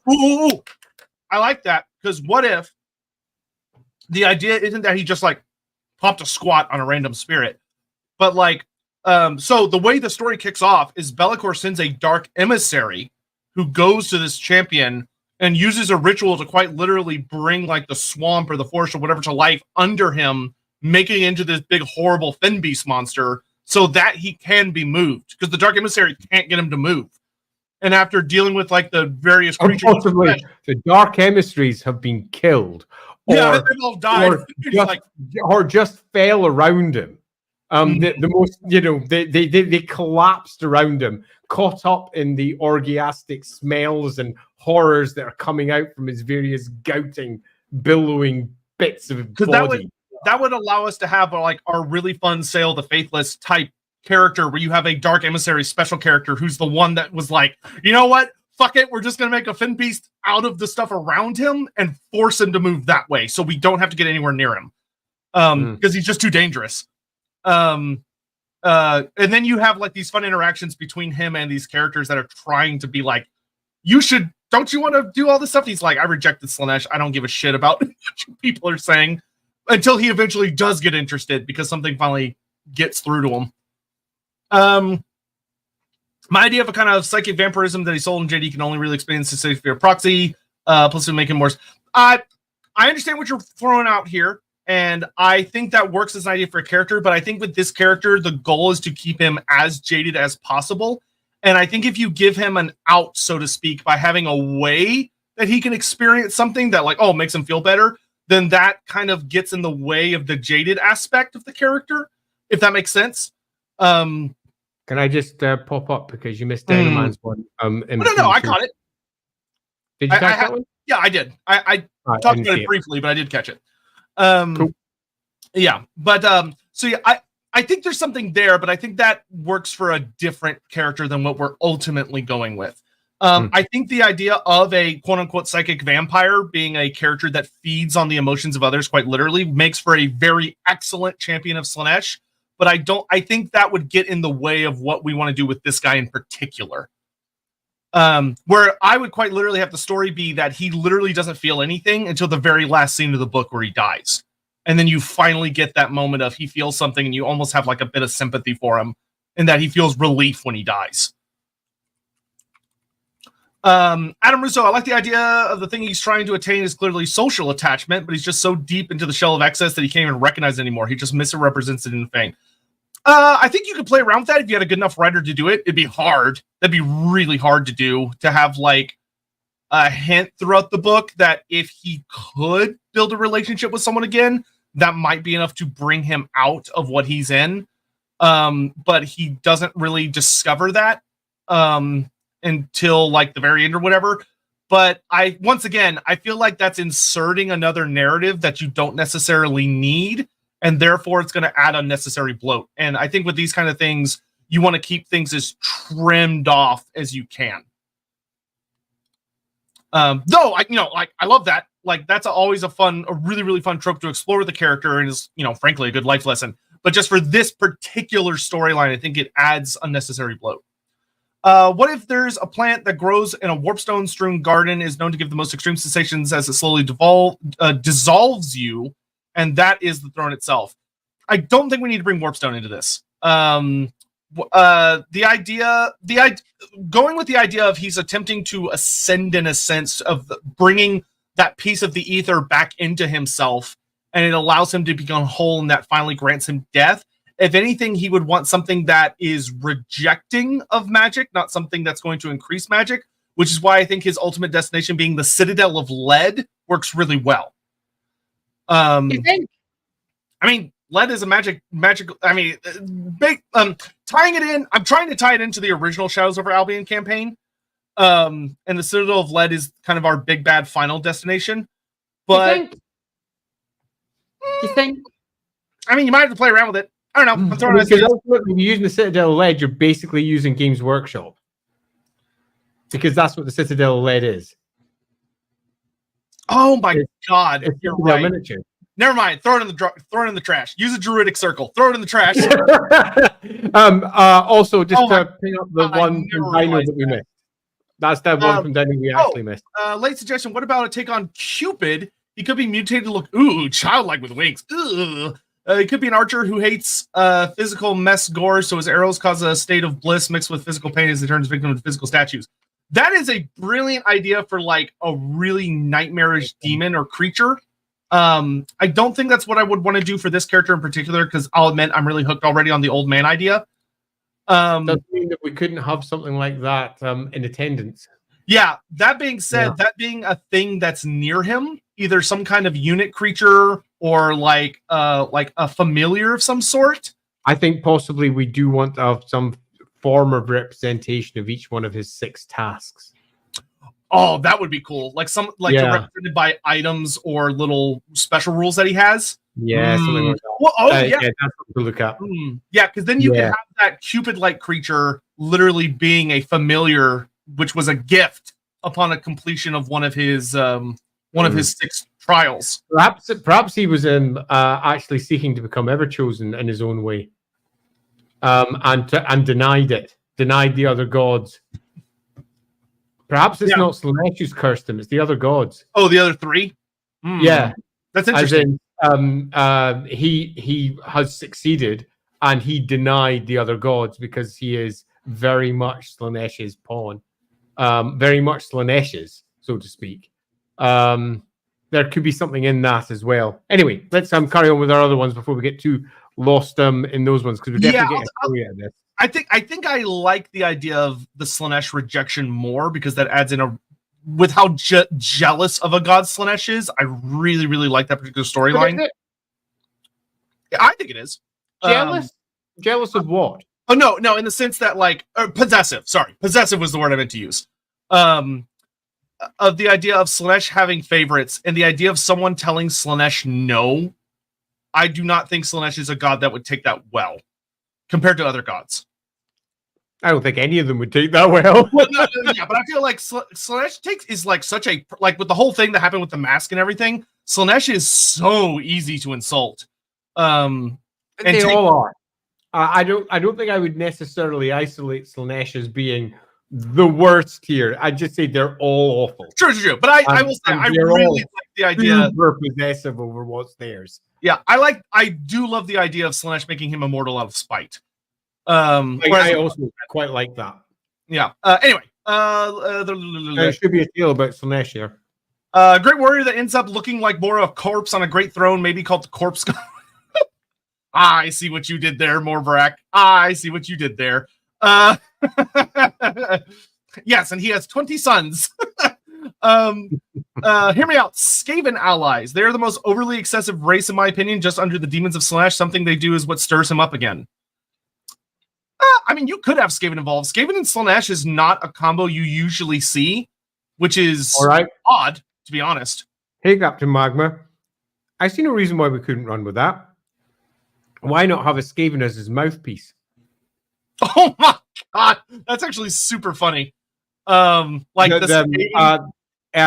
proper Slaanesh fallen Skaven that it turned to its way some time ago. And it has been using it, the Skaven as a mouthpiece for about the last 150 years. And it's not entirely Skaven anymore. It's like a mutated thing that's attached to it somehow or something else. But it's the mouthpiece that sits there, squeak, squeak, squeak, squeak. That could be a fun, different way of making the character fit into the Warhammer world. Maybe the push he gets could be a Herald or Keeper of Secrets that comes to him and tells him if he tries to ascend like his brothers, he might find more sensation. I don't think that would be particularly tempting for him. Because I think because of a very human perspective, I think he would be more likely to view demonhood as just a literal endless hell. Yeah. Of which there would be no escape from. I agree with that one entirely. I think the concept of demonhood and ascending is the hell that he seeks to avoid. Yeah. And that makes him so heavily different from his other brothers who might all see demonhood as like a goal. He's like, nah, fuck that. I don't want anything to do with that. Perhaps even as he's grown closer and closer and closer to the ideal of Slaanesh, and he's grown closer to becoming effectively a Keeper of Secrets himself, the biggest secret of them all is revealed. And that's that once he ascends, he'll become an etheric entity. And through doing so, will lose all of the pleasure and sensation of life that he ever once knew. And he begins to understand that all of these demons are breaking through to reality and feeling largely for the first time. It's why they're so excitable and so giddy. But he's done that, and he in no way wants to lose what he once had. It's definitely something. Lord Ison, for a mount, if we follow the kind of Buddha thing for his cult, he could ride on something like a giant lotus type throne as a palanquin. The lotus was once great and beautiful, but it has since wilted just like him. I mean, I get the idea, but I'm not entirely sure we want to necessarily lean too hard on the Buddha aspect. And I think the tie through to Albion with having it being this great, yeah, I really like the thing. That's got a lot of character. It feels very Warhammer, and it also ties directly into the Shadows campaign and Be'lakor as well. And I feel that would be a loss to remove. So unless there's a really good reason to do it, I would rather stick with the Fenbeast model because it's telling a story. Yeah, I think if you wanted to have the idea that like it's been garnished with lots of different exotic things by all these demonettes that are frolicking around it to like make offerings to them, and that some of those are like a lot of lotus flowers. I quite like the idea that possibly it has been. I'm thinking about in the what's that Netflix show called? The animated one with each one's an individual story, and you had that strange demon type girl in the water, covered with all the golden coins. Oh, is that Death, Love, and Robots? Yes, Death, Love, and Robots. I haven't watched it, but I know the concept. Watch that one. It's ace. It's truly awesome, and it's horrific. Yeah, the idea that they're all being garnished and prettied up because they're worshiping it. They're worshiping the thing that's there. It's basically a war altar. So our Slaanesh one, we're building a war altar of Slaanesh that is actually going to wake up. I quite like that. Yeah, I think that would work really well too, because then that allows us to be like, it's a Fenbeast, but it still looks very Slaaneshi and has a lot of Slaaneshi themes and ideas and like carvings and stuff because it's been tended to for so long. Yeah, love that. First time catching him live. Well, welcome, Sergeant Tarvis. Maybe he uses magic to have a hivish mind for his followers around him so they can feel him, and also he feels like. Once again, that I think that would clash with what we're trying to do. With you really don't want him to feel anything at all, because the idea that he's finally going to get the escape that he wants is what finally gets him to be personally invested and motivated in what's happening. Yeah, I think you're really close, Sergeant Tavos. I think it's a flip actually. He is feeling massively so. It's just, he's jaded now. It no longer moves him. And I think if you flip this slightly and have him pushing out all the things that he's feeling to everyone else, They are excited. They are pained. They are horrified. They are in love. They are feeling all of these things for being in his presence, driven to potentially a wild, ecstatic state. And he is unmoved because that is everything that he is feeling all the time. But yeah, that's he's something. no longer interested. He's moved beyond it. Yeah, I think that's the important thing we need to get across that I think a lot of people are misunderstanding in the chat. We're not saying that he's reached a point where he doesn't feel anything and that like he's deadened. It's the idea that he's felt everything. He still does. He feels everything just as extreme as everyone else does. It's just it no longer matters to him because he's been in it for so long. It's so think of it less of it's not the idea that he's like, oh, he's been burned so badly that he no longer has nerves. He feels the burning at all times. It's just that he just doesn't care. I'll give you a simple metaphor, and to give you an idea of how it's set. Imagine some foodstuff that you really like. Let's just say, for want of a better word, you really like McDonald's cheeseburgers. Oh, okay. And you have yourself a McDonald's cheeseburger for the first time, and you're like, this is the best goddamn cheeseburger I've ever had. So you have it again the next day, and the next day, and the next day. And then come day 12, you're like, oh my God, I can't stand having another cheeseburger. But it still tastes the same. It still tastes exactly the same. And if you gave that cheeseburger to someone else and they had it for the first time, they'd go, holy shit balls, what a cheeseburger. I have no idea why I'm going with cheeseburgers. So he is the, let's say, vendor of cheeseburgers. The cheeseburgers he no longer even likes anymore. He still tastes it, but it tastes like bitter ashes nowadays because he has grown so bored of it and everything else because he's done it all. But that doesn't mean that he hasn't got it all in him and can't pass that over to the various worshippers that he has. There you go. Yeah, I like that a lot. Burgers. Can we say they're uber bored instead of pitiful? I mean, you could pity him. You could say that he's pitiful, but uber bored is accurate in a sense. Jaded would be, I think, better than necessarily uber bored. Yeah, jaded is the core. Yeah. Fist. Given mutation that grants total physical invincibility or near total, he seeks a way to experience the only thing he hasn't felt before, which is the last thing anyone experienced an end. I don't think he wants to die.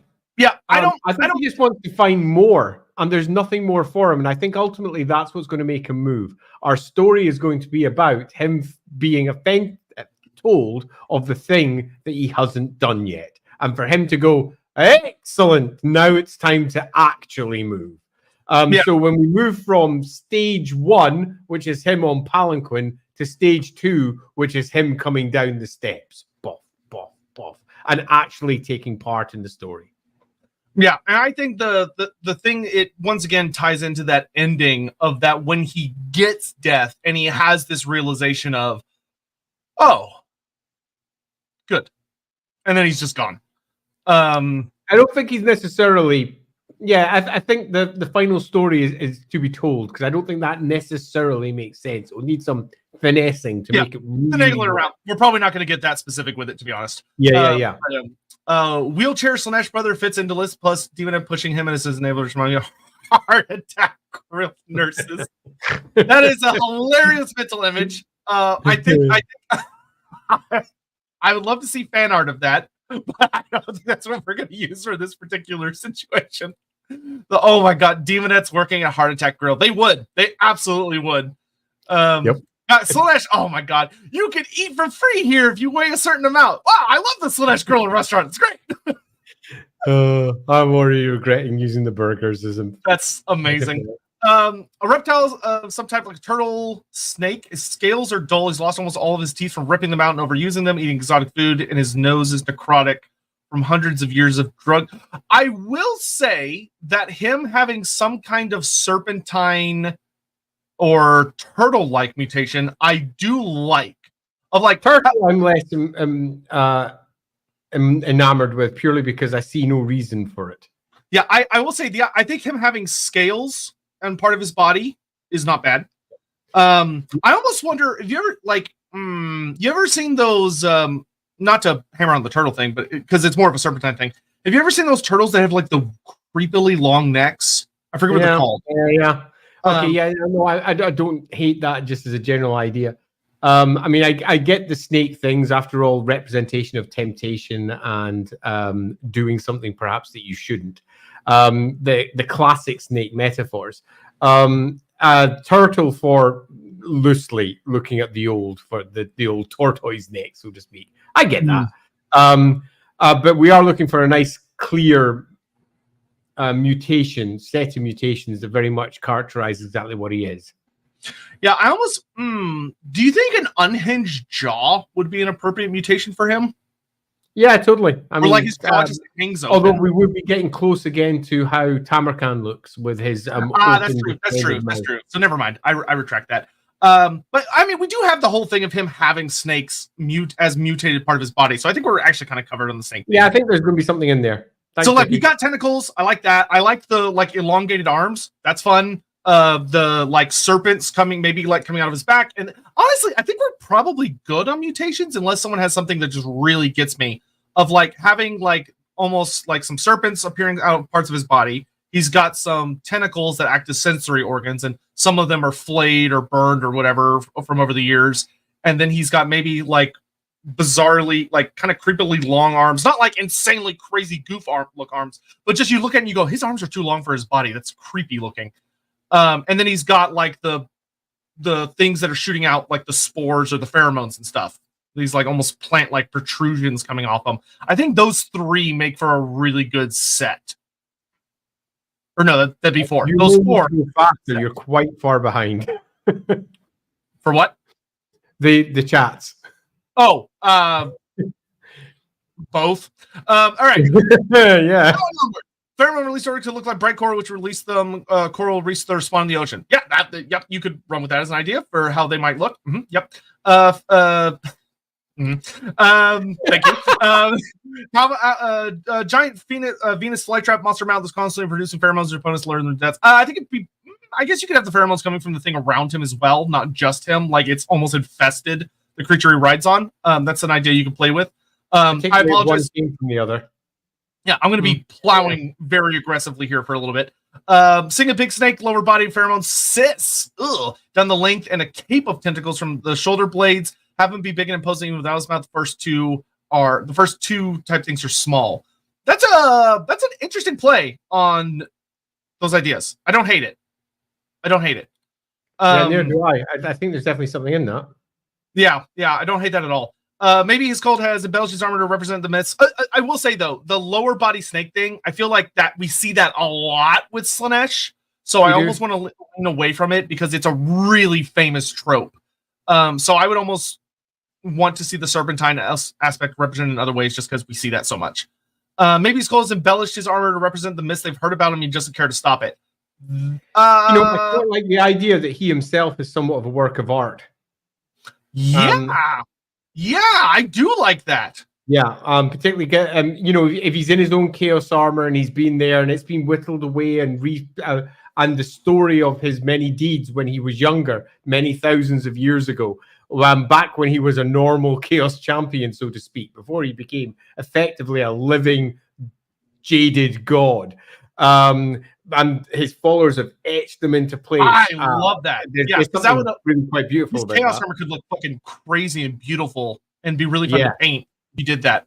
Maybe his blood is mutated so much that a drug that it's now an ultimate drug. I will say, Ricky Jammy, the idea that maybe there are some followers that harvest his blood, and once again he just doesn't bother to do anything about it. It's used as like a crazy, to like chase an insane high or an aphrodisiac or whatever. I like that. Yeah, the more that we're going here, the more he's coming across, at least in the earlier stages of the campaign, because inevitably it's a campaign, as a living saint. He's being carted around like a living saint. And his worshippers are attending him. They are beautifying him. They are drawing from him. He almost certainly has a high priest who is responsible for tending him. There's all sorts of fun, cool stuff that we can pull in from all that. Yeah, that'll give him a very unique dynamic, which would be great. Yeah. That would also make him a really fun parallel if you have like Bretonia featuring as kind of the main antagonist. The Bretonians have like a very similar, but it's like mirrored in a really distorted finally way. We have a reason for using Bretonia. because we didn't really have one, and now we're getting there with their reliquaries. And we could even have ourselves a lovely tainted tale of how the reliquaries were nothing more than an like an emulation of him. Yeah, from when he was there, like 1,500 years earlier. Yeah, he's been in Bretonnia longer than Bretonian nation's been there.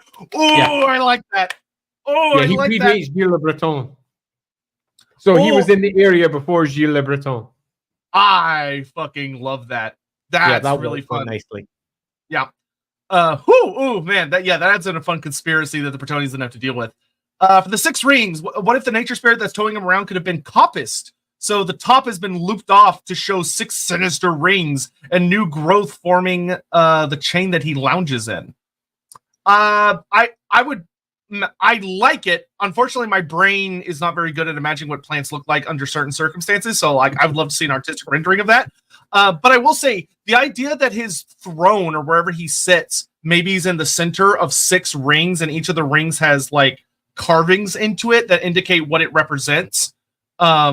With like Slaaneshi runes, and because that would give him kind of a platform that he's sitting on amongst the big fen beast like creature. That would look really cool. Venus flytraps are plants based on sensation. True. Yeah. So so they're being Venus fly. Oh, that would actually be really sinister looking if like the monster had Venus flytrap like things on it. So like if people try to attack and they get too close, it just like you have an art piece that just shows it like ripping a Bretonian knight in half because he tried to lance it and it just snaps clothes on him. Ooh. Yep. Nice one. His horse. Yep. Pyro, he gets to the very end. He fights Urson, believing a god could kill him, yet Urson dies. Well, not die. We'll play around with it. And Slush Bros, Slush does not. This is extreme hopelessness of the situation that makes Slush allow him to die.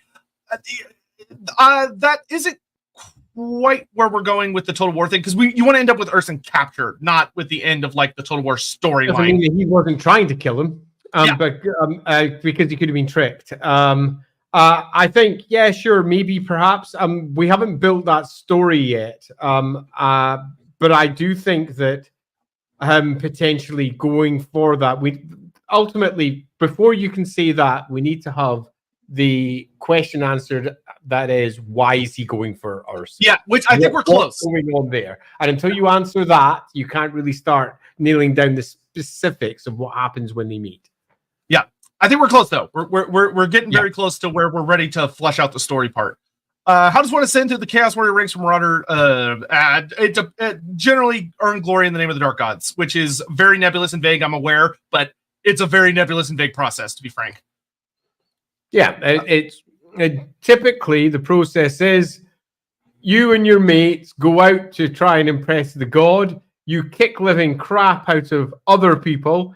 The god eventually spots you. You catch the eye of God. You get marked by said god. Yay, I've got the mark of Slaanesh. You continue kicking crap out of things until eventually you either A, mutate into Chaos Spawn through your successes and failures, or B, you ascend through your success and failures to the god's side. Most of the time, they just die. Yeah. Or you turn into a Chaos Bot is 99.9% of chances. Jack Ruby. I think a lot of his troops should be his children. So I will say, you could run, if you wanted to go really fucking grimdark with the character, you could have the idea that there's this cult around him and that they've been harvesting him. And there are women that are willingly impregnated with that harvesting. And so he has a bunch of children that he had no involvement in. Why stick just with women? Men who've been impregnated by him as well. Yeah, this is chaos. Yeah. Don't get stuck with your standard gender norms. This is also Slaanesh. It's going to be broken and weird and strange. Yeah. So you could have he has like a whole bunch of children, even though he himself has done nothing. You could have a special unit called like the Byblos or something, which are all of his bastard children that have been sired often by the cult. A bunch of mutated, hellish, broken entities that come running forward. They'd be super fun. Byblos. Love it. One of the Skaven mouthpiece is attached to his body by a tendril. Yeah. Have you ever seen that Futurama movie, The Day of the Tentacle? I haven't. Oh, it's like it's this tentacle thing that literally just like sticks in the back of people's heads and it'll come out their mouth and talk. So like the idea of this Skaven that's just talking is just one of his tentacles attached to him somehow. It's just really funny. I actually quite like the idea of barely ever moving, but the tentacles and such like that are around him. So he's sitting there up at the top, but the tentacles that are around him piercing through other things and him using them, filling them with ecstatic joy and ecstatic pain and ecstatic awfulness as the various chat that this living god has is distilled into its followers. Yep. His mount should be Treekin. I think it would look. It would have Treekin-like elements. But you got. Thanks, Simon. One of his magic powers make the enemy stop. Well, hey, pheromones. Pheromones would do some crazy shit. True page, try being American. Yeah, he couldn't afford the hospital bills. Slightly American, unrelated here, but I think Zink's brother. We'll talk about Zink's brother when we get there. Dino Man. Hey, Dino so it's Man. kind of like. So it's kind of like when your body stops alerting your brain of something after a while. For example, when you put on clothes and your body feels them, but after a while the skin. Yes, very similar. Would explain a lot about it. Yeah, there's a name for it. Habituation. Yeah, woohoo! Good job, man. Well done. Here, I like the idea that he has a main lover, maybe another male. There's a private rep who cares deeply for him and has either tasked himself, been tasked to move him around, and finally found his. The idea you could So I will say I like an idea of it, but there's a really genuinely I'm saying this with complete seriousness. There's a really genuinely dangerous trap that's really easy to fall into where you can go, oh, Slaanesh, this is a perfect opportunity to like expand representation, but you want to be really not do that because for a long time that was. You lead to this idea of like, oh, Slaanesh, the god of perversity and evil, who's an obvious bad guy, is all the gay things, which you're not intending to, but you're painting a really bad image. I think if you wanted to like have like an interesting representation, that would stand parallel to this character. So like you have like, oh, this god like entity who's lost all love, like lost all interest in life and yada yada yada. Maybe you have this like great Bretonnian lord who is gay and has a partner, and that despite the fact that this is this Grail Knight who's lived for a long time, he has a partner that is a big motivating factor of why he continues doing what he does and fighting the good fight and doing all the stuff. You'd want to put it on you'd want to make it a positive aspect of the story you're telling, not a negative aspect of the story you're telling. I had to turn down several Slaanesh adventures because of this, where they were using Slaanesh as a way of saying, look what I've done. I brought representation in. So you've basically turned all of these people into chaos bad guys. Well done. I don't think you thought that through.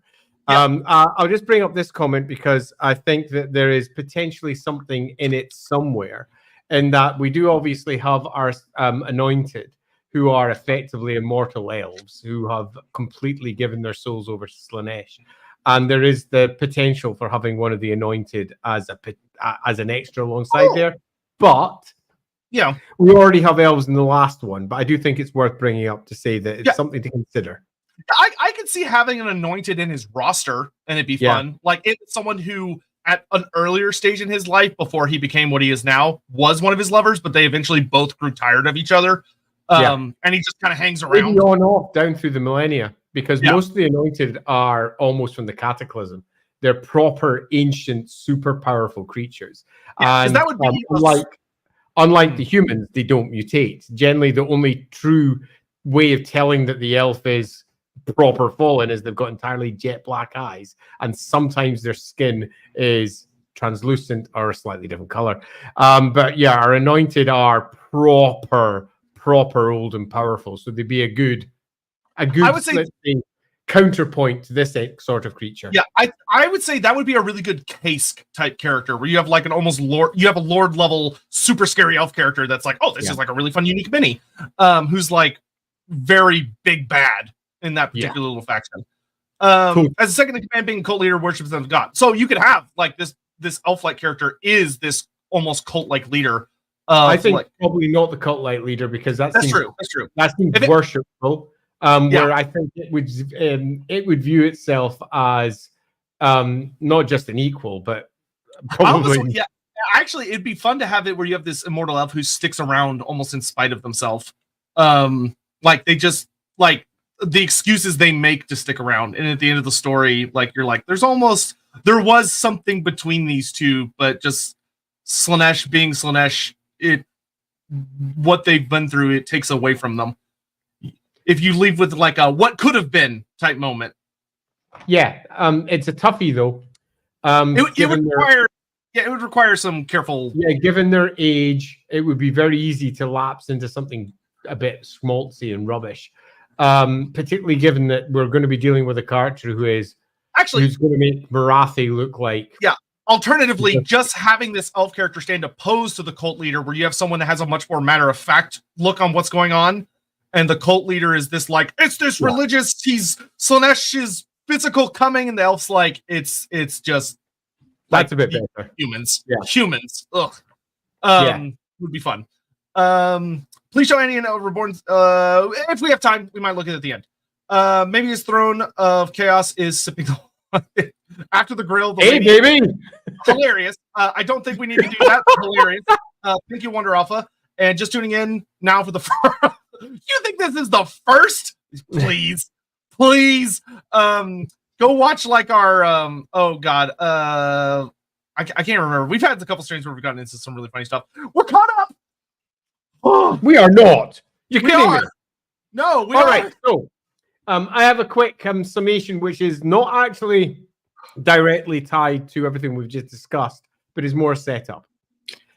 It appears we have got ourselves a champion of chaos, who many thousands of years ago, unlike the other two brothers, went through a more typical version of following the path of glory towards becoming a Chaos champion.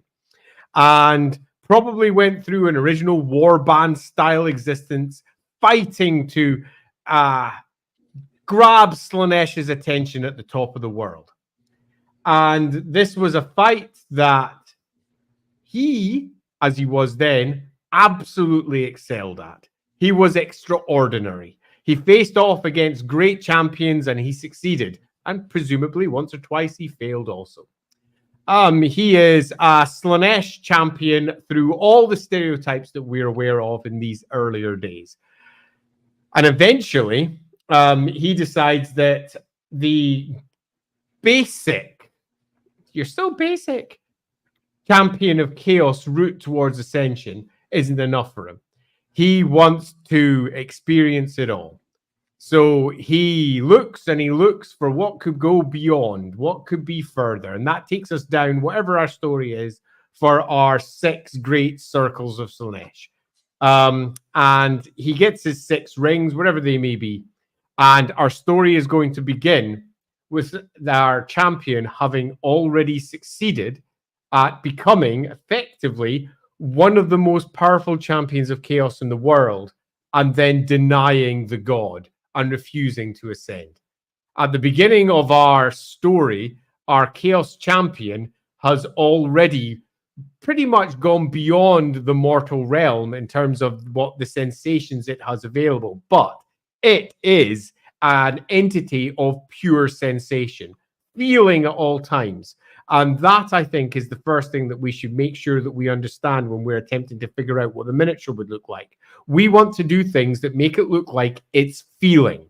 So perhaps the slightest gust of the wind causes parts of it to ripple. So perhaps large wing-like fans or something like that that lounge out of the back of it. Tentacles that are catching the wind and lifting. It's constantly in a state of utter ecstasy and is bored of it. Utterly bored of everything. We have this wizened ancient entity that lies in the center of this great sensation. It's gouting out clouds of, well, Slaanesh stuff. Clouds. Don't say it that way. Don't say it that way. That those who gather around it have come to worship, and as eventually it reaches the point of halt, presumably somewhere in Britonia, after having toured the world over the course of its many thousands of years, it eventually comes to ground and stops there about 1,500 years ago. And our story is going to pick up presumably near the end times, when eventually it is either stirred, it stirs, or it is stirred by someone else. And it has been at the heart of a Slaanesh cult in Bretonnia for almost 1,500 years. And it doesn't feel age. It doesn't feel anything. It is pretty much a living god. And when I say it doesn't feel anything, I mean it no longer really interacts much. It is lost in its sensation and how utterly banal they feel to it. It's no longer got anything in the world left that it feels is worth feeling, but does not want to die, does not want to move on into the aether, does not want to stand beside Slaanesh, because to do that would be to lose any opportunity of sensation in the way that it understands it as immortal again. And as it reached the point of being effectively a keeper of secrets, a greater demon than Slaanesh, the true nature of what it was to become was so horrific to its existence that it spurned the very god that gave it all the powers that it has in the first place. I think that's our loose starting point. Do you have anything you can read on that one, Sotek? I think the only thing that I would add, just for funsies, is that you have this part of the myth where it talks about that, according to some legends or whatever, that when he spurns Slaanesh, Slaanesh does something, being that ripping a piece out of him and taking it into the ether, and he's just never been able to get it back. Yeah, so what we want here is why, what's the purpose? Because the idea that he can't feel sensation, I think, would be to remove the jaded aspect of the character. He's still because he chooses to be still, because there's nothing else to move for. He has already reached the pinnacle, and he finds the pinnacle lacking. So to have the sensation removed would not work. But that doesn't mean that he couldn't remove something else. Yeah, I would say it's Slaanesh quite literally removing the concept of death from him.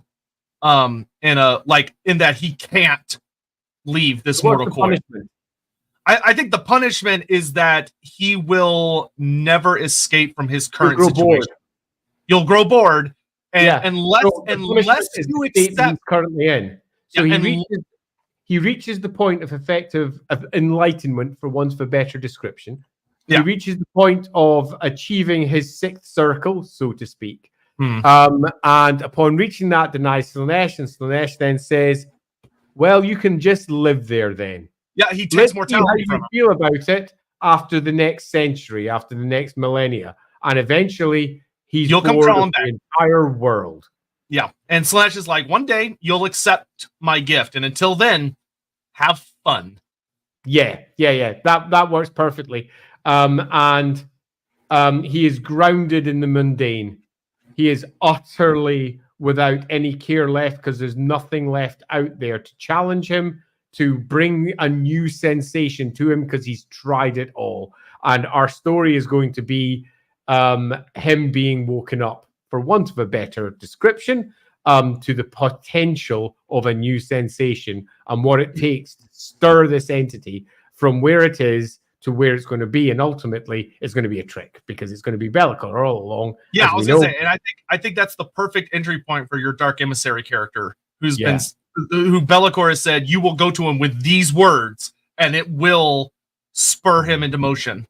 And that kind of gives you your big trio of, you've got like this anointed elf of Slaanesh, you've got this Dark Emissary, and then you've got the brother himself. Being your trio of big bads. I'm really quite liking just how much we've made him. We're very much dialing into a proper old ancient version of the character, far less dynamic than, say, Tamurkhan, who is active, moving, maggot boy, moving from body to body, desperate to ascend. He's like an eager child by comparison, a nerdling. In comparison to this old keeper. That's such an apt description. Yeah, pretty much. He acts like a child. He throws tantrums, and he's very easily excitable. And this one is an ancient keeper of secrets. He has experienced the world, has tried every sensation the world has to offer, and now finds the world lacking and is not capable of transcending past it because it was arrogant enough to think that it knew better than Slaanesh, and Slaanesh has cursed it to mundanity forever. And that's kind of beautiful. That all works quite well, and it also gives us a potential use for Be'lakor that you might not normally consider. Be'lakor is almost always deployed as the Dark Master, the shadowy puppet master behind the scenes. But this is an entity that is pretty much on par with Be'lakor. And so we can actually do something different with Be'lakor here, and we can have Be'lakor attempting to trick it, that all failing, and eventually Be'lakor basically coming out with a, you don't need to do what the gods say, I rebelled, we can do it different, you and me together, son, and then trick him. Tricking him with the ultimate thing of, I too have rejected the gods. Like, I understand what you're going through. I've been cursed in shadows. I've been trapped. Like, you and I together fix things. It's still not going to turn out well for poor old Slaanesh champion here. No, and I think that it allows us to get that easy endpoint of him being tricked into going to Albion, goes to Albion, and playing into that, freeing Be'lakor from part of his curse, and also fighting Urson. Okay, so I think that might actually be our story.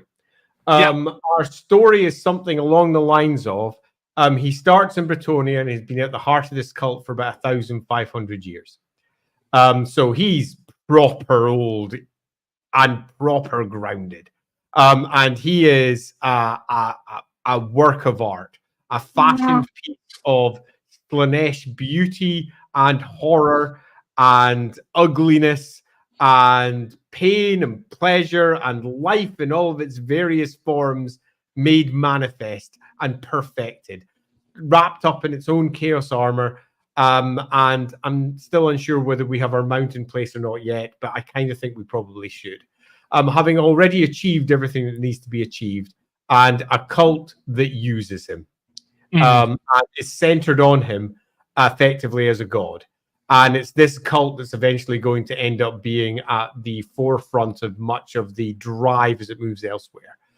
So we can have ourselves potentially an army that's quite unlike your standard Slaanesh army, at least to begin with, in that it's a Bretonnian army.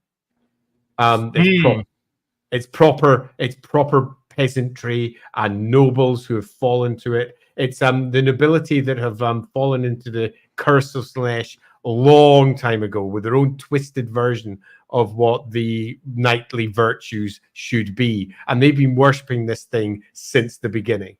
And if we're looking for the most magical of the various realms, we might want to look at Canel as a starting point, purely because they are often tied closely with the Fae of the Wood and magical bloodlines. And having that tied into the noble bloodline there sort of makes sense. It seems to be an obvious starting point for where we could start our Bretonnian campaign. What we now need is the point where we move from it being a reliquary, a living saint, sitting in the heart of a cult, probably in one of the lesser cities inside Canel, and they've been at the heart of Slaanesh worship in the area for as long as Bretonnia has existed, and have been in some respects responsible for holding back the Wild Hunt on more than one occasion, because, you know, Slaanesh, they're not necessarily always bad per se, they're just out for the sensation. Slaanesh doesn't care from where the pain comes, to use an old corn adage. And they've been integrated into the society there forever. What takes that to Albion? Because I think that's definitely where we want to go first. And is it sheer trickery? Is it the cult?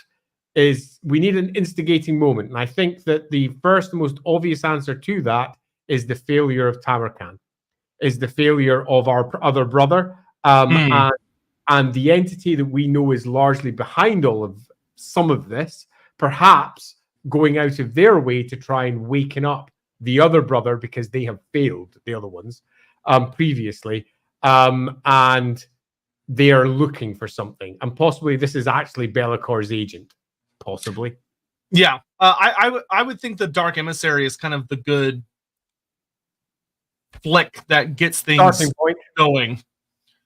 And it could be like if you wanted to start the book, because with these books you generally want to start off with a big battle of that. If you want to have your opening big battle, and if the book's going to like feature a lot of heavy wood elf stuff with like Lorelorn is where you're going to add in new things, but you could have that there is a force that comes out of Athel Loren and attacks at the beginning of the story that this dark emissary uses as a moment to get things going again by exposing this corruption that's been there. Or it could be a Bretonnian army that attacks. Right, so we're going to want to have, as is often the case, the core of the army as it's going to be used later in our first battle, which means we need a Slaanesh army. And our Slaanesh army is going to be a different version of Slaanesh in that it's going to be comprised not of Chaos Warriors and, Marauders and all that business. Yeah, it's where these like we are going for an army of cultists. So it's a cultist army. Yeah, very an army of cultists and nobles and demons and some truly horrific entities like the Byblos, for example, as we discussed earlier, who are all of its horrific children that have been sired off it over the course of multiple generations. Some of the older Byblos are perhaps, like almost like giants, ancient entities that have been crawling around, basically creating myths in Bretonnia as various proper knights have come to hunt down these Byblos, and they've called them dragons and manticores and what else. But they've been more than the children of this entity that have been hunted down by various questing knights and similar. So we've got ourselves a variety of proper cultist stuff and Slaanesh stuff with a couple of unique units. So we've got our core of our first army. Which means that we want our opposite army. Now, if we do wood elves, there's nothing wrong with it being part of the initial story. So it's not really the first point of the campaign much. It's just wood elves. But why do wood elves move out now rather than at any other point? That's the big one.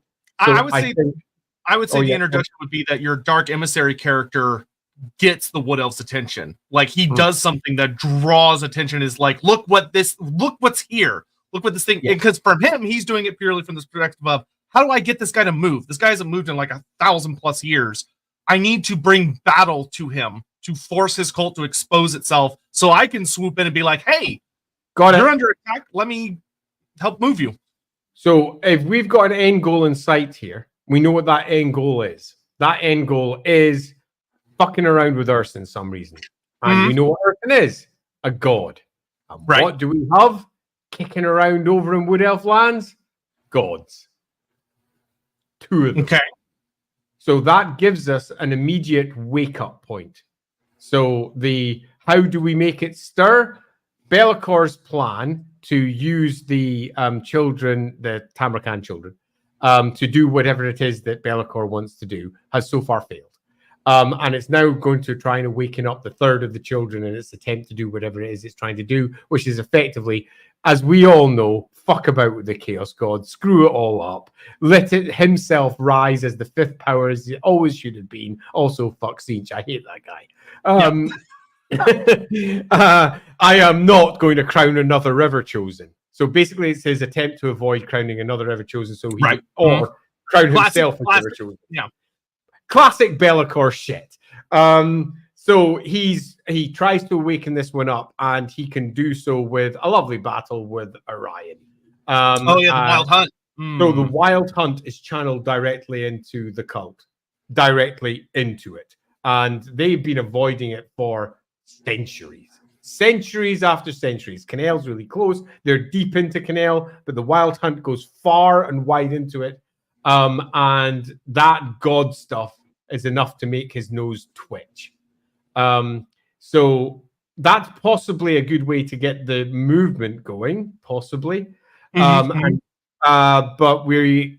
I think that the anointed character and elf character might be a good way of bringing this together as well. Yeah, I love the idea of you have Orion kind of in this opening fight of, instead of it being like with Tamurkhan where he has this big fight where he forces everybody under him to begin his campaign, or the Corn Brother who uses his first big fight to like kind of take over dominance of his area so he can start his campaign. of the Slaaneshi brother being that he gets woken up and being forced to move because the Dark Emissary is like, look, like, gets the Wild Hunt to attack him. And the Anointed is looking at the situation with Orion plowing his way into them and going, we're going to lose if we have to fight Orion. Like, we cannot fight Orion at his full strength in this full moment. And the Emissary going, yeah, you want, and like, his nose is twitching and he's like, I want to fight a god. Nah, fuck it, he kills Orion. Well, let me finish. But of the idea of the Emissary either being able to say, this Orion guy, he's awake, he's at his full power, all this stuff. I know where there's a god who's sleeping right now. I know where there's a god who is primed for a fight. A god who is not in the best. He's alone. He's not surrounded by a huge fucking army of wood elves. Too obvious. Far too obvious. We're looking at the Dark Master here. We're looking at the Master of Shadows and Manipulation. He's not going to say that because it's going to be exceedingly obvious, particularly if you're dealing with an entity like that. I think that our first battle pretty much lays out the stakes of who this champion is. And I think after we've pinned down our Bretonian part, we should dump back into the chat again. Yeah. So we've got ourselves a truly powerful entity that's at the heart of this cult. The Wild Hunt is called. The Dark Emissary has done something, probably to the stones, the Waystones sitting on the outside, or something else. Something is broken. It comes charging through, and it goes directly into the cult. And Orion, the stags, the Wild Hunt slamming through. It's causing untold horrific damage. It's a proper massive battle.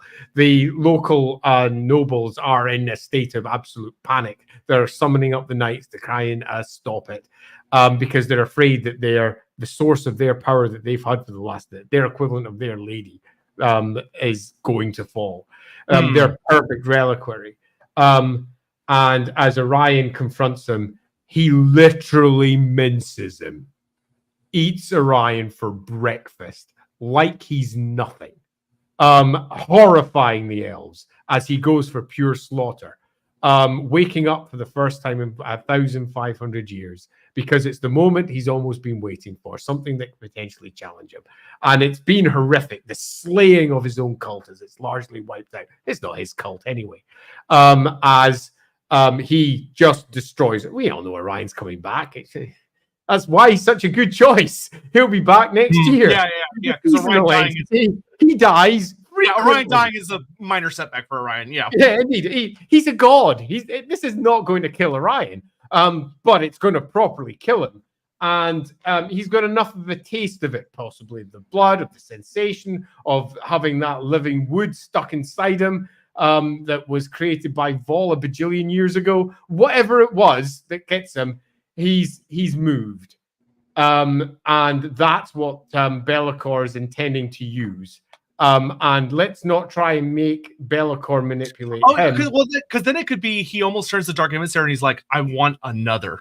And the Emissary's like, gods are hard to find. I want another. Okay, what are you trying to offer me? Don't even try to play it as anything other than it knows exactly what's going down. It's effectively a keeper of secrets. So it knows that this was manipulated. It knows the god was put at its feet. It knows all of this was done. It just doesn't know Be'lakor because he's the Master of Shadows. Can't read Be'lakor, but can read everything else. And then we can have our elf being potentially overjoyed to see the awakening. And that's what brings it back. You're awake again. Nice to see you back. And that could be another weird meeting, possibly in Albion when it arrives back. But I think having it speaking through the various cultists that are all caught up in its tentacles and speaking in a horrible way, the various cultists around him, we've got ourselves a reason for it to be moving and a reason for it to be going somewhere. And the Dark Emissary refusing and it knowing exactly who's responsible. So it's coming for Be'lakor. Oh, yeah. Well, and I like that I like the idea that it then presses the Dark Emissary into service. And the Dark Emissary then uses his magic to make the big mount monster. Yeah. Oh, and uses all the corpses of the various wood elf entities that have been killed in the attack. Oh, fun. Okay, so Like we're Smash pulling Tree Man together stuff. bits of Tree Man, bits of Spirit, bits of Dryad, and they're all being pulled together to create a mobile throne for it. Yeah, then he starts moving north.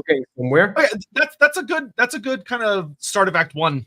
Yeah. All right, we got to get caught up on. Okay, so we've got ourselves a starting point. It's nothing more than a discussion between the pair of us, obviously. If you've got any ideas out there for how this could be amended into something a little bit better, do please throw it at us, because we are now looking to consider a couple of the extra characters that are going to go along with them. Who are the NPCs, so to speak, to our PC who's moving along? Who are their support characters who come into the back and be their backing dancers with their jazz hands as they come out and they do their cult leader part, or they stand as an antagonist who becomes a friend, or someone who goes against them who's brought back in. We're going to be looking for loosely at least 3 army lists to be inside the book. So the first army list is clearly going to be the army list of our Slaaneshi champion, which is a cult army. We've finally decided.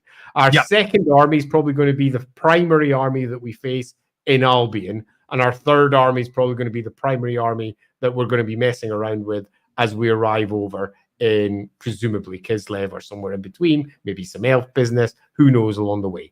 We've got lots of potential routes to go through there, so do have a think, throw it in, and again, if we don't get through to all your ideas today, we have an entire thread about it over in Discord. Do make sure you pop over there and start slamming your ideas out. And if you've got any artistic talent, throw out your pictures, or alternatively, you've got just cool ideas, tap it down. Yep. There should be 2 Bretonnian Celeste champions named Casimir and Alphonse Delmonts that could be part of his Bretonnian army contingent. I'm sure that's a reference to something.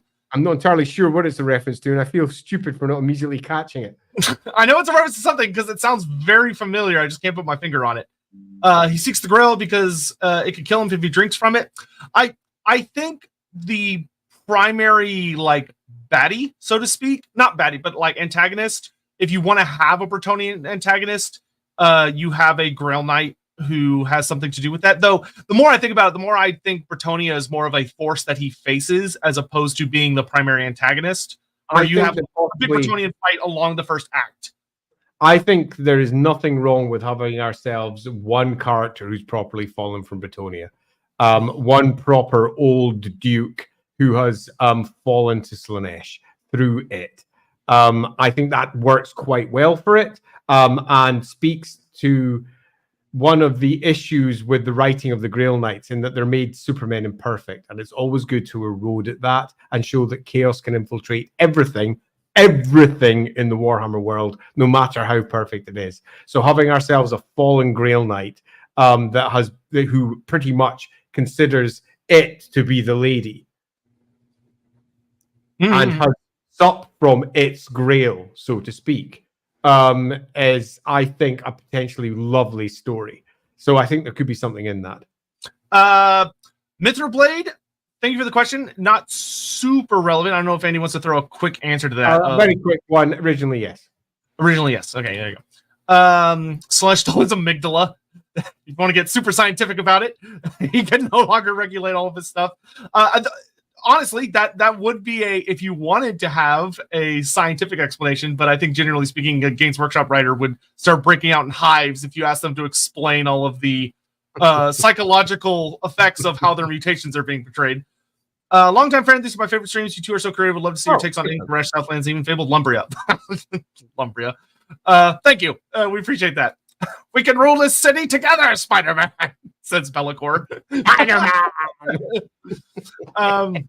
What would our Skaven Mouthpiece be doing? Would they be their own model, part of the larger model? They'd probably be part of the larger model, where like you could have like these various bodies hanging from some of the tentacles that he speaks through, so they're represented on kind of parts of the model. Yeah, that could definitely be a crazy thing. One of them probably would end up being the Dark Emissary as well. Yeah, because that could be a fun way to like explore like the character and add some really fun shenanigans to it. Is if you've got all these different races hanging almost like fruits from a tree from some of the tentacles. What if his cult is entirely his progeny? I think it'd be fine for some of it to be progeny.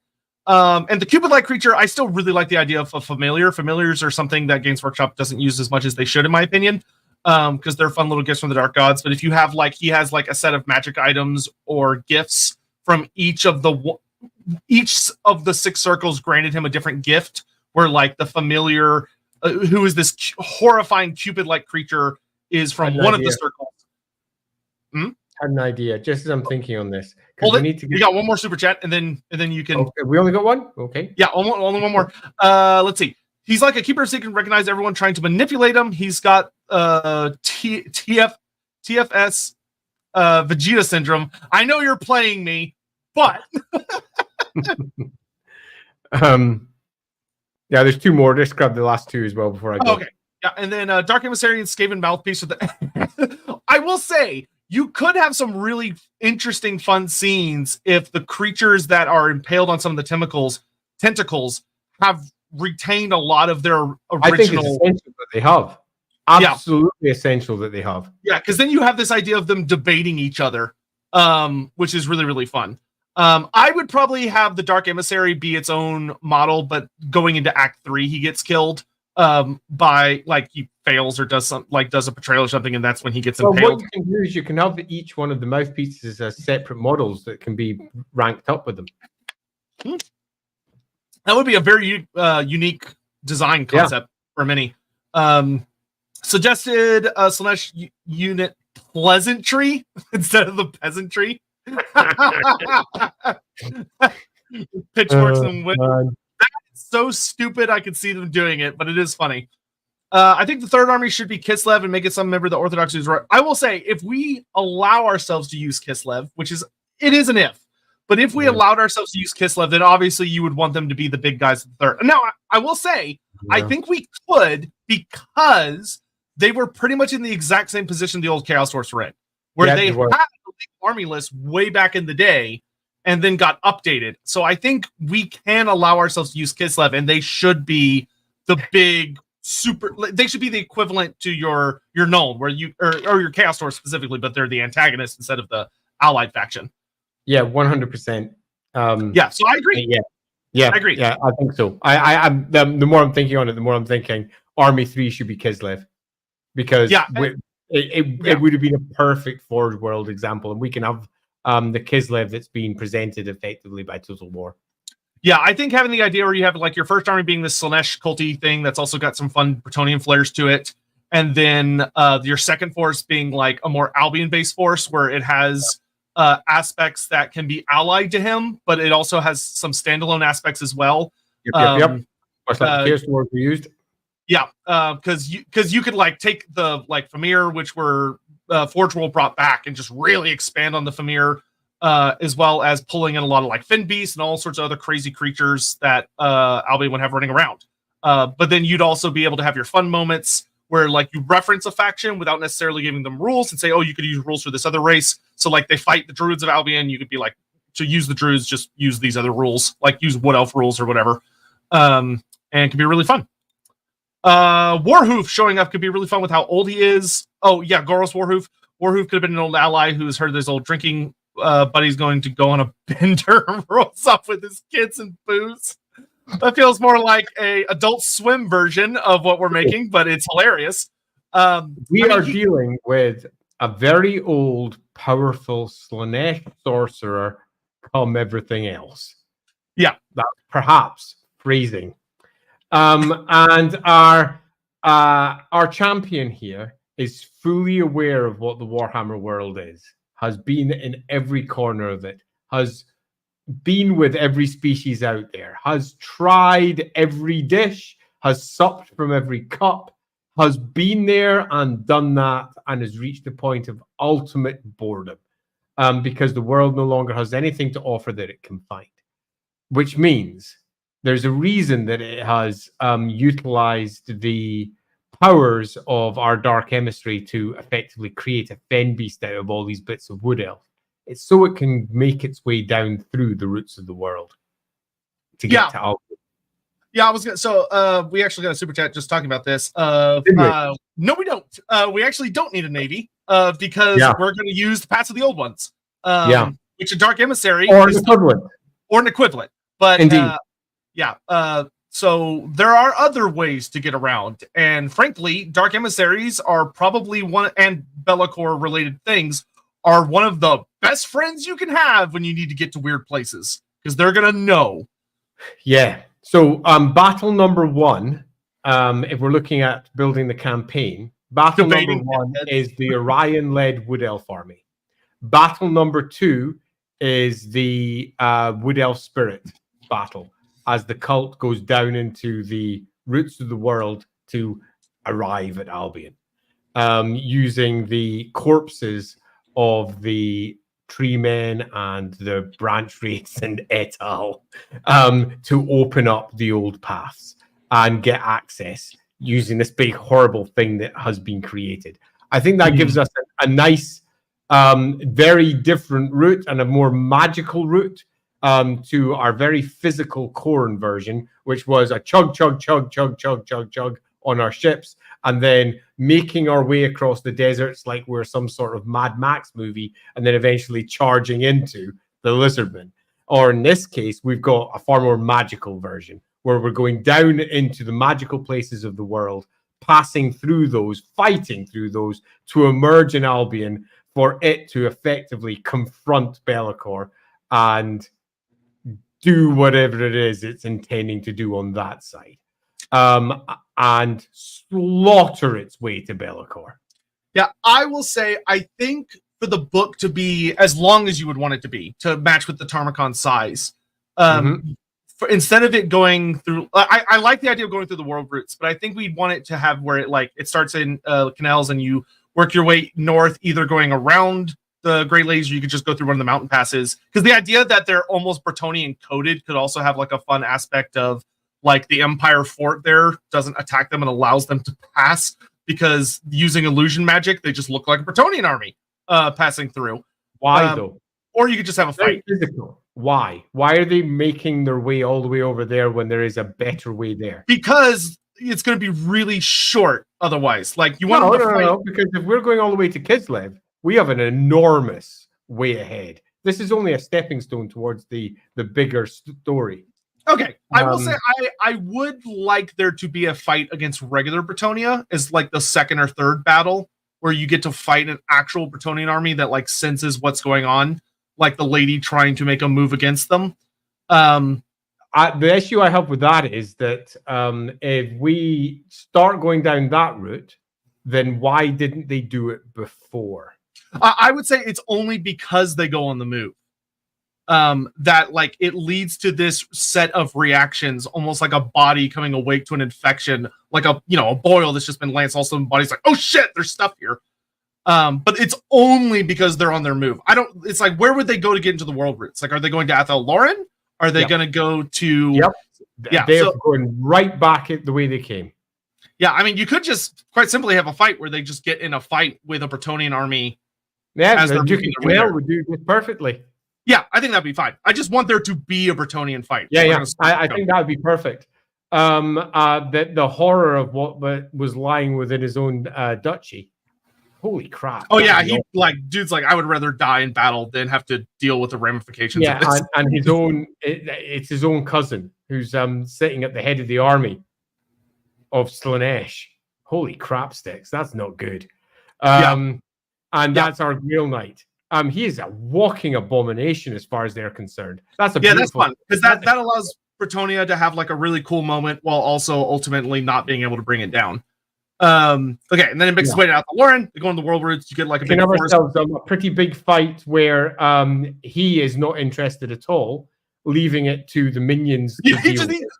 Yeah, that would actually be kind of hilarious. Like either against the Bretonnians or whatever. Like the big guy just abandons because like, I don't give a shit. I'm just gonna keep going. Yeah. So battle number 2 basically is you're not allowed to use your special character.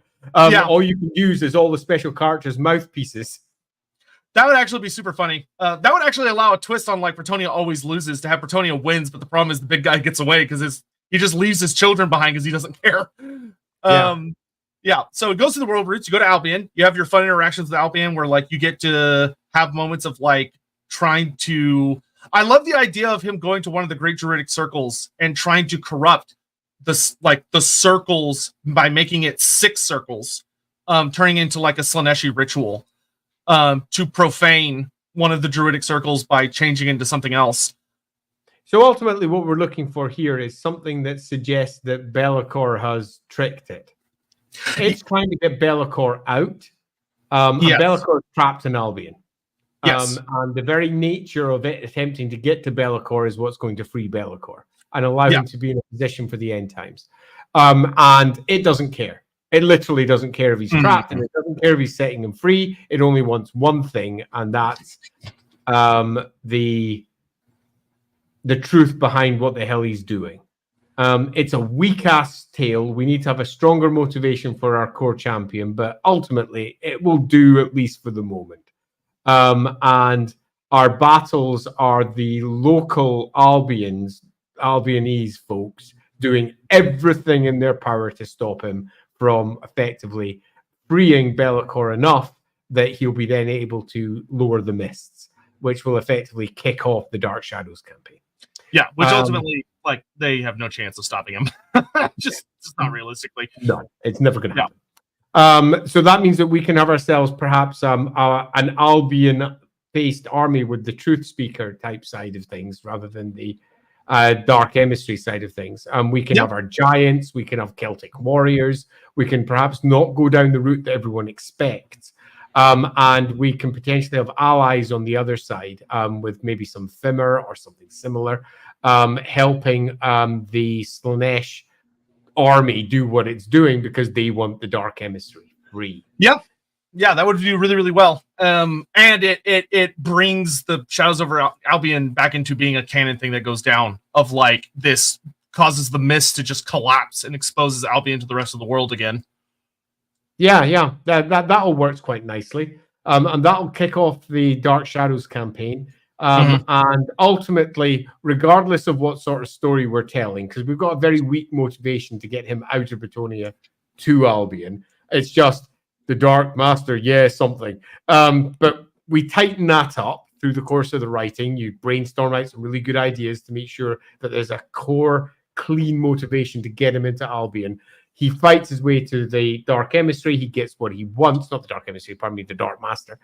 He gets what he wants from him, which is ultimately that the answer to your next big thing is to somehow face off against a god.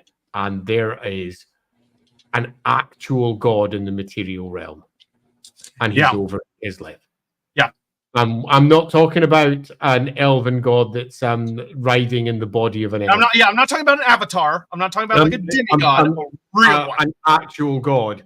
And I think that the ultimate irony of this story should be that Ladriel's been holding this Slaanesh thing in place for the last 1,000 years or so. It's one of the reasons she cited in Bretonnia was to hold it and stop it until eventually it freed itself. And there was a god like this close to it all the time.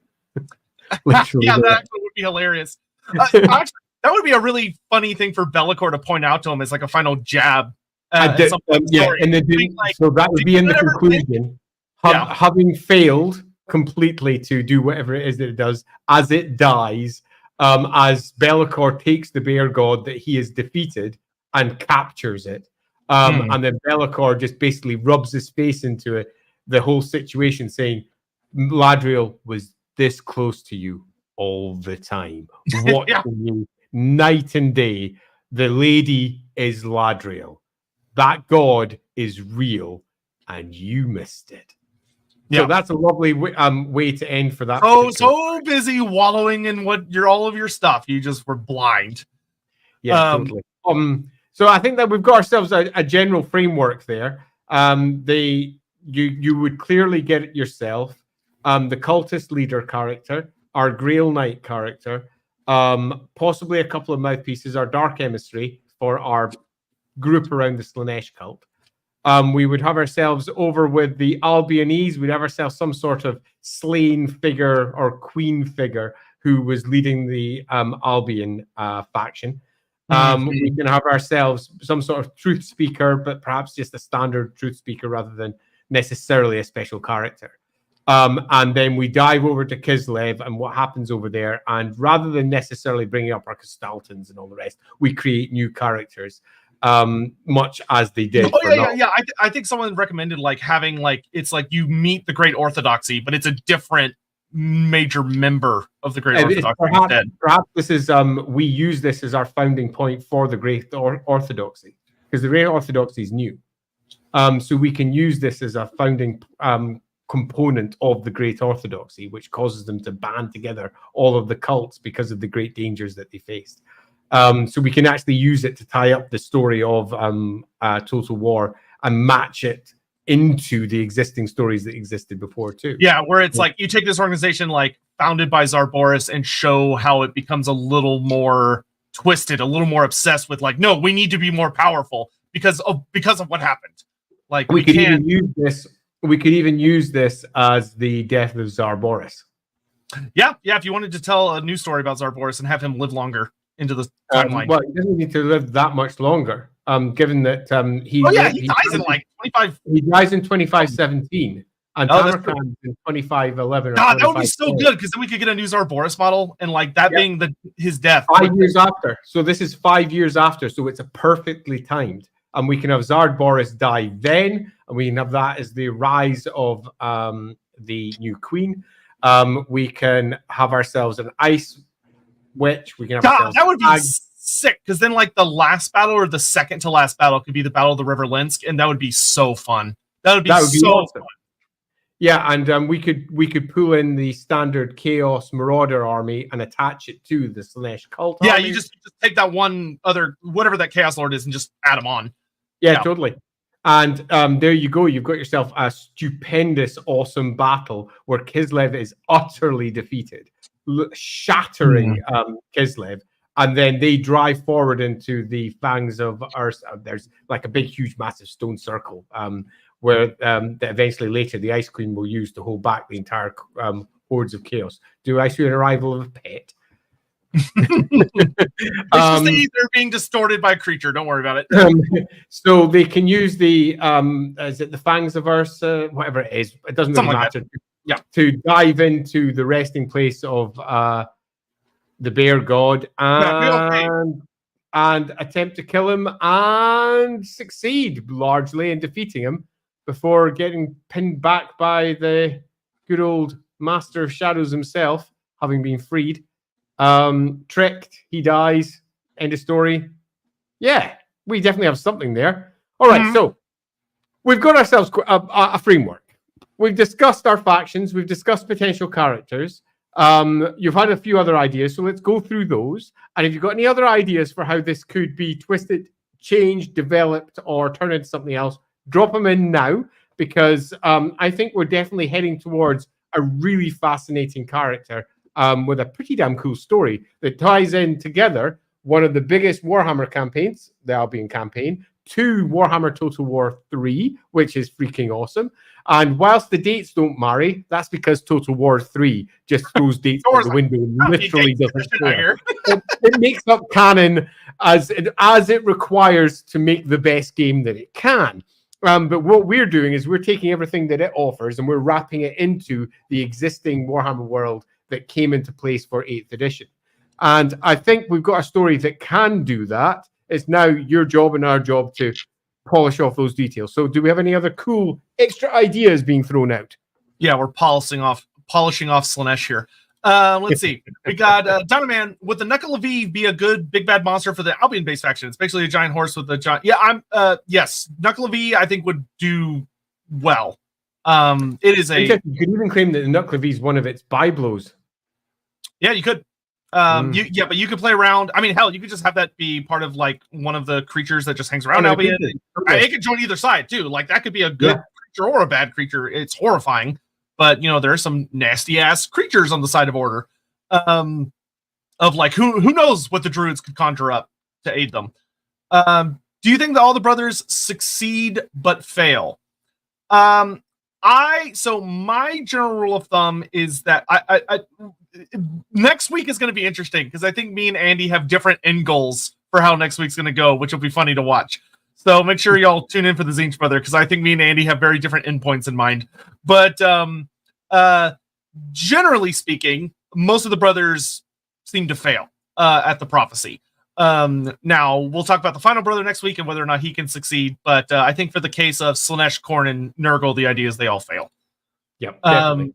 Yeah, but I think you can play around very much with the idea that each of their failures contributes heavily to the events that are going to come in the end times, where Tamurkhan's invasion sets off a shitload of things in the Empire. And also, it gets the Chaos Dwarfs into motion, and the Ogre Kingdoms get riled up.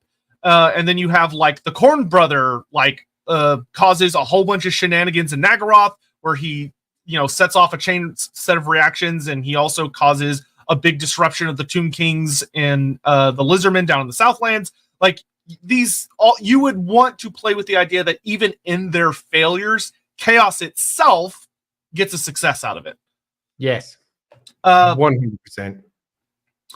Put a description for artists in the discussion thread. I will try to throw something in there at the end of the stream.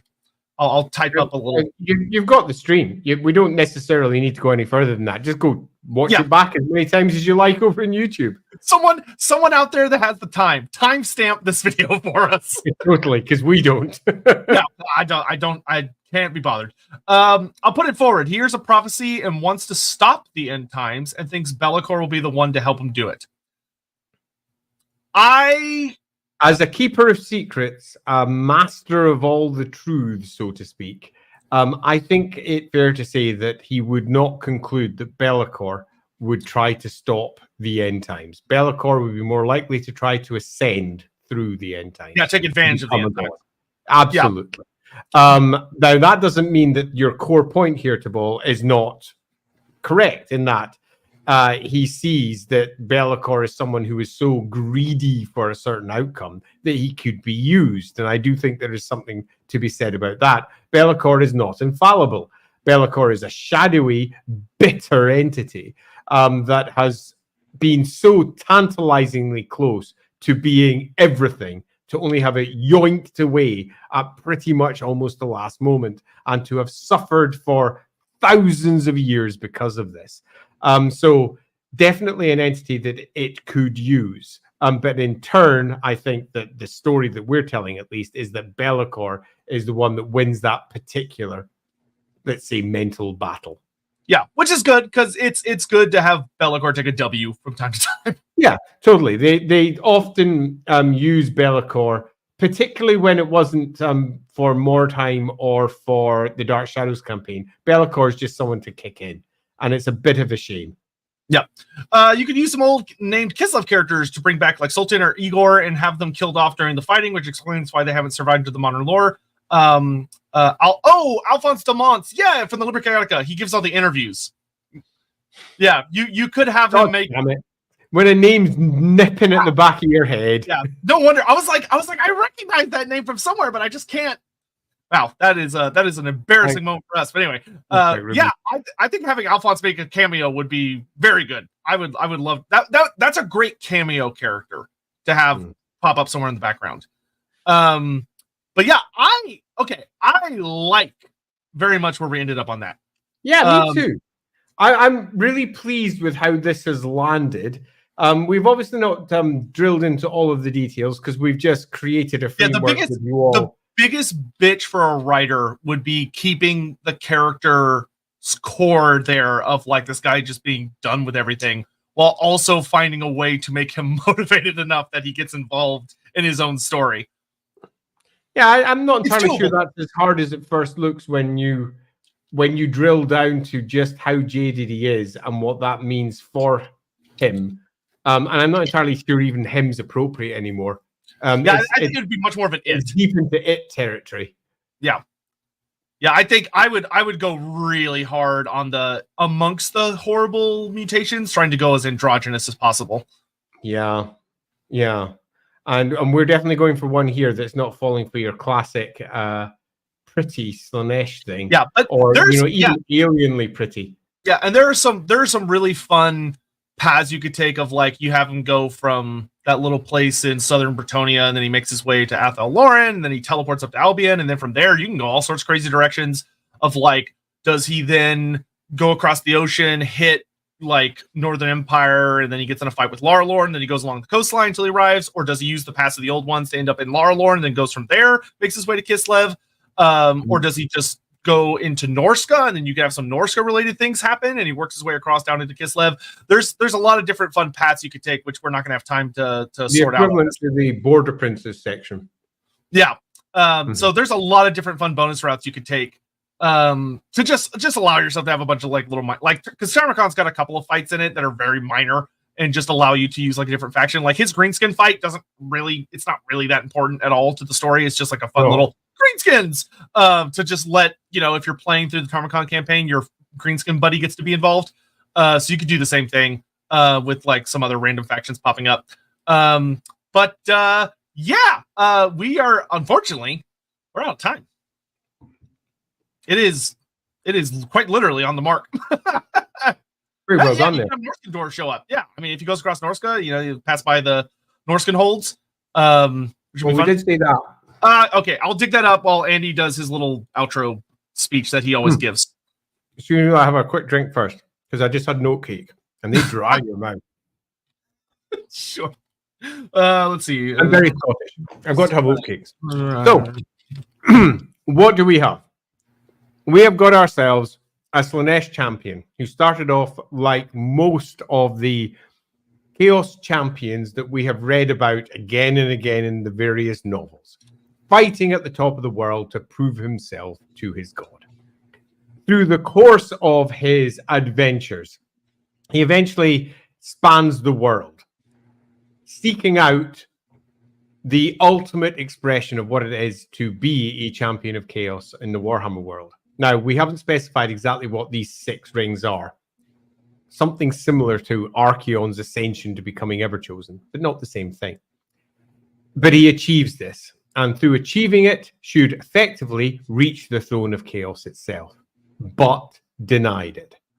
This is the counterpoint to our previous throne tales, where we were attempting to say the course of the book is them achieving the throne. This is the opposite. He starts off with denying the throne and sitting on his own handmade one at the center of a cult in Bretonnia.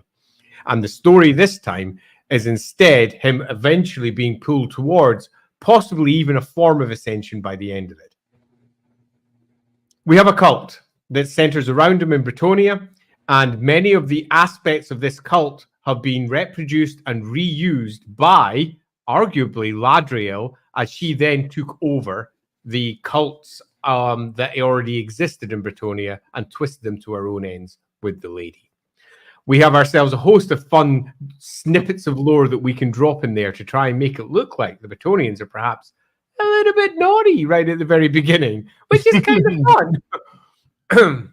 Our adventures start with the attack of the Wood Elves on this Chaos cult, which is deep inside Canel, down in the south of Bretonnia. This has been set up by Be'lakor using a dark emissary who has made his way over there to effectively stir this ancient god into action. And this ancient god is fully aware of what's happening. And you could even argue this ancient god has just been waiting for this moment. The last 1,500 years of its existence have just been waiting for that moment where it could face down the god. And it does. And it eats it for breakfast. Orion dies. The Wood Elves that are with him are massacred. It is a horrific battle. Truly horrific. As for the first time, it shifts after watching most of its cult be taken down. It then steps down from its much vaunted position as this almost shrine-like entity, comes down and lays waste. It then, having spoken to the Dark Emissary and brought it into its cult, probably against its will, goes after Be'lakor. And it does so by advancing on Athel-Loren to use the ancient magical sites there to transport itself over to Albion, where it knows Be'lakor is trapped. Obviously, the Bretonnians don't like this, so they face off against and lose a battle with most of the cult. Or at least they don't lose, they just don't get to the core of it, which is him, who makes it over into the forests of Athel-Loren, along with the core of its cult, which then moves down into the roots, where it faces off against spirits before eventually, having perverted them using terrible magics, comes out in Albion. In Albion, forces try to stop what is this champion's plan to effectively wake up Be'lakor, because it wants hold of what Be'lakor knows. Big battles occur. Eventually, the 6 rings are activated, and Be'lakor is partially freed. Enough so that it can then weaken the great mists that are around Albion and begin to influence the world again. But also enough that it gets to speak directly to the champion, and the champion finds out what it wants to know about Urson. Whatever route it takes, from this point, it could be through the Sea of Claws, it could be up to Norsca, it could be across the north of the Empire. My preference would not be the north of the Empire, purely because we used the Empire with Tamurkhan. Not that we did it, but you know what I mean. It would probably be either some sort of crazy sea battle, which could be fun, but would be a bit reminiscent of the Khorne one. So probably either using some form of the past of the old ones or hiking it through Norsca somehow. There's different routes we could take. But if we use Norsca, we can pick up the core character that we're going to require for our battle against Radiboka when they move into Kislev. We can effectively have a new massive horde coming down for the spring drivings down from the north through Troll Country into Kislev, where we have this huge horde face off against Kislev. And Kislev loses. This doesn't happen very often. They lose many battles, but they don't lose this badly. And they definitely don't lose their Tsar, their beloved Tsar, in the process. This kicks off all manner of horror, but really, our character doesn't care anything for the greater war that's going on here. He just moves on because he's after one thing only, the Teeth of Urson, a great, huge, jagged stone formation in the heart of Kislev. And he makes a beeline for that because he's after the bear god itself. He gets there. And we have a conflict that we haven't detailed in any great way, and one that I would recommend that if you're popping over to Discord later, throw out your ideas for exactly how this falls out. But loosely what we have is our Chaos Champion versus Urson, and Urson loses. That's just what sort of character we built here. Mm-hmm. He takes on a god in the material plane and he wins. And he drags that thing up to the realms of chaos. And it is there that Be'lakor makes his move. And Be'lakor entrapped Urson and our champion. What? And that's the question I would like you all to answer. How does it end? What actually happens? Go dive into Discord. Give us some goddamn good ideas, because I think we've got a pretty cool story building there. Add as much flesh to it as you want, but really, what happens in the realm of chaos between Be'lakor, our champion, and Urson? After all, we know that Be'lakor is going to be rising up into his own throne. What's the process there? And is this something we should answer with the Tzeentch champion next week, when we decide exactly what happens, and is the throne of chaos nothing more than Be'lakor arising at the end to what all the rest of them thought they were getting? Or is Tzeentch going to do something a bit different? Because after all, as we all know, Be'lakor is Tzeentch's bitch. There's lots of different ways that we could resolve this. And the whole Tzeentch story to come is going to be fascinating. But for the moment, it's the Slaanesh story we need to finish. And if you are thinking of different ideas out there, I would recommend one last thing, and that's hike it back to the Tamurkhan book and take a little look at the characters in there. In particular, that character we know is kind of responsible for an awful lot of what happens. And does that character, which we've already suggested, does pop up in the Khorne story, pop up here as well?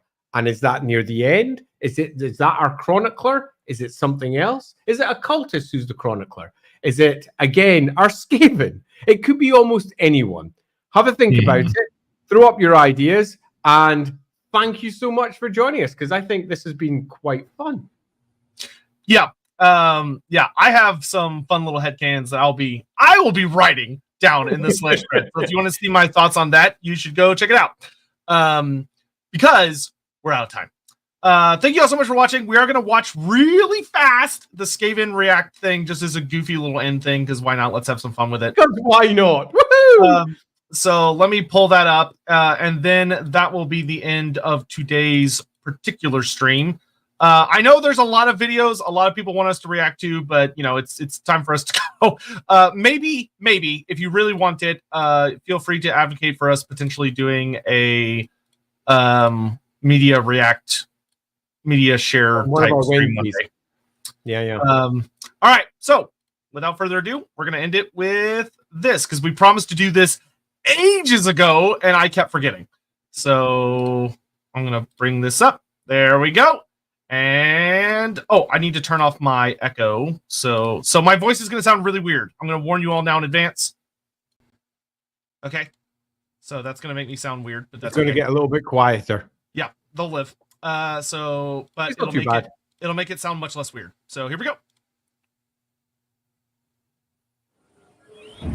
Ooh, mighty clan rules! All hail! Oh, I need to get myself out of the way. Jungle ready for taking. Yuck! Spiky elf! I'm not going, I'm staying here. Wave hand now thing, I wave tail. More elf things, get quick! Ooh, a mighty strong elf mage. Think their bones might glitter shine like their delicate armor. Gut them and see the show.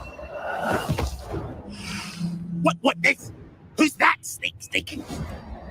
Malekith? I love Rachel. Knows where you are, does she? She must have lay with a squeak from the look of your face under that hat. Yes. Damn. They're going to fight, yeah. We sneak kill when they distracted. What this? Turning table? Ah, good. Gracia will be pleased. Yes. A lot of pointy-eared elf things. Bad magic. It's a wolf-like. Where's he talking about pointy ears? Look at his ears. Woo! Swirling magic. Good. Vortex. Tell Gracia he'll be pleased with me. Kill elf things right in the eye. No fears. Get what's coming. Reptile thing! Send for the doom wheel! Sotek's full! Up he's dancing! I like that stick. Here he is! Floating toad thing! Wow, he's really let himself go. No! Put me down! Me no like high places!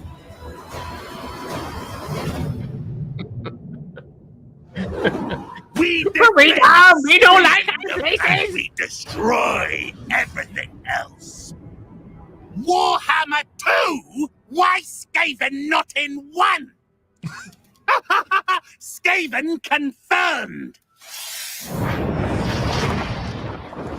Goofy as shit. Oh, I love Skaven. They make me laugh. That was great. They are. Thanks for reminding us to do that. That was awesome. To add that little bit there, any special conditions for the Zinch brother? So last time we did a special condition, which was, could we wrap in Urson? Our special condition this time, I think, is going to be far looser, and that's going to be, how do we finish the entire story? Yeah. And I think that is a core component of what we're doing here. We are not interested in just building a Zinch brother. We are looking for a finish to all 4 brothers' tales. We're looking for the Throne of Chaos to have an end. And our end, quite clearly, is wrapped up very closely with Be'lakor. How? What does it all do? Also, much like before, when you're considering where you think we should go, we want to go somewhere that is different to where we've been already. Doesn't include the factions that we've already discussed. That's in either of the previous 2 brother streams or in Tamurkhan itself. We're looking for a different route down from the north, probably downwards. Having said that, though, this week we didn't start in the north. We started in Bretonia and worked northwards, which was kind of the opposite of what we expected. And that's a good thing. But loosely, we're looking at a faction that has not been detailed in Warhammer Fantasy Battle 8th edition. So that means that we could go with Cathay if people are desperate to do that, but we could go with other things too. At that point, when Warhammer Fantasy 8 was out, there was no Cathay. So, but we have it now, so we could play with that, but you might have a better idea. And if you do, throw it out there, because that's what we're here to discuss. But no real stipulations beyond that. We're just looking for an end to our story. Yeah, and I would say the biggest thing is just try and keep in mind. Turn your volume back up. Oh, yes. Aha! There we go. I would say the biggest thing is try and keep in mind where we've already been and what kind of themes we've already explored. So we have we had like the very aquatic, mechanical type thing with Khorne. We had the very insectoid, type theming with Tamurkhan and kind of like body possession and stuff like that. And then with the Slaaneshi brother, we had this kind of plant-like themes along with kind of like a living god type situation and a powerful sorcerer character.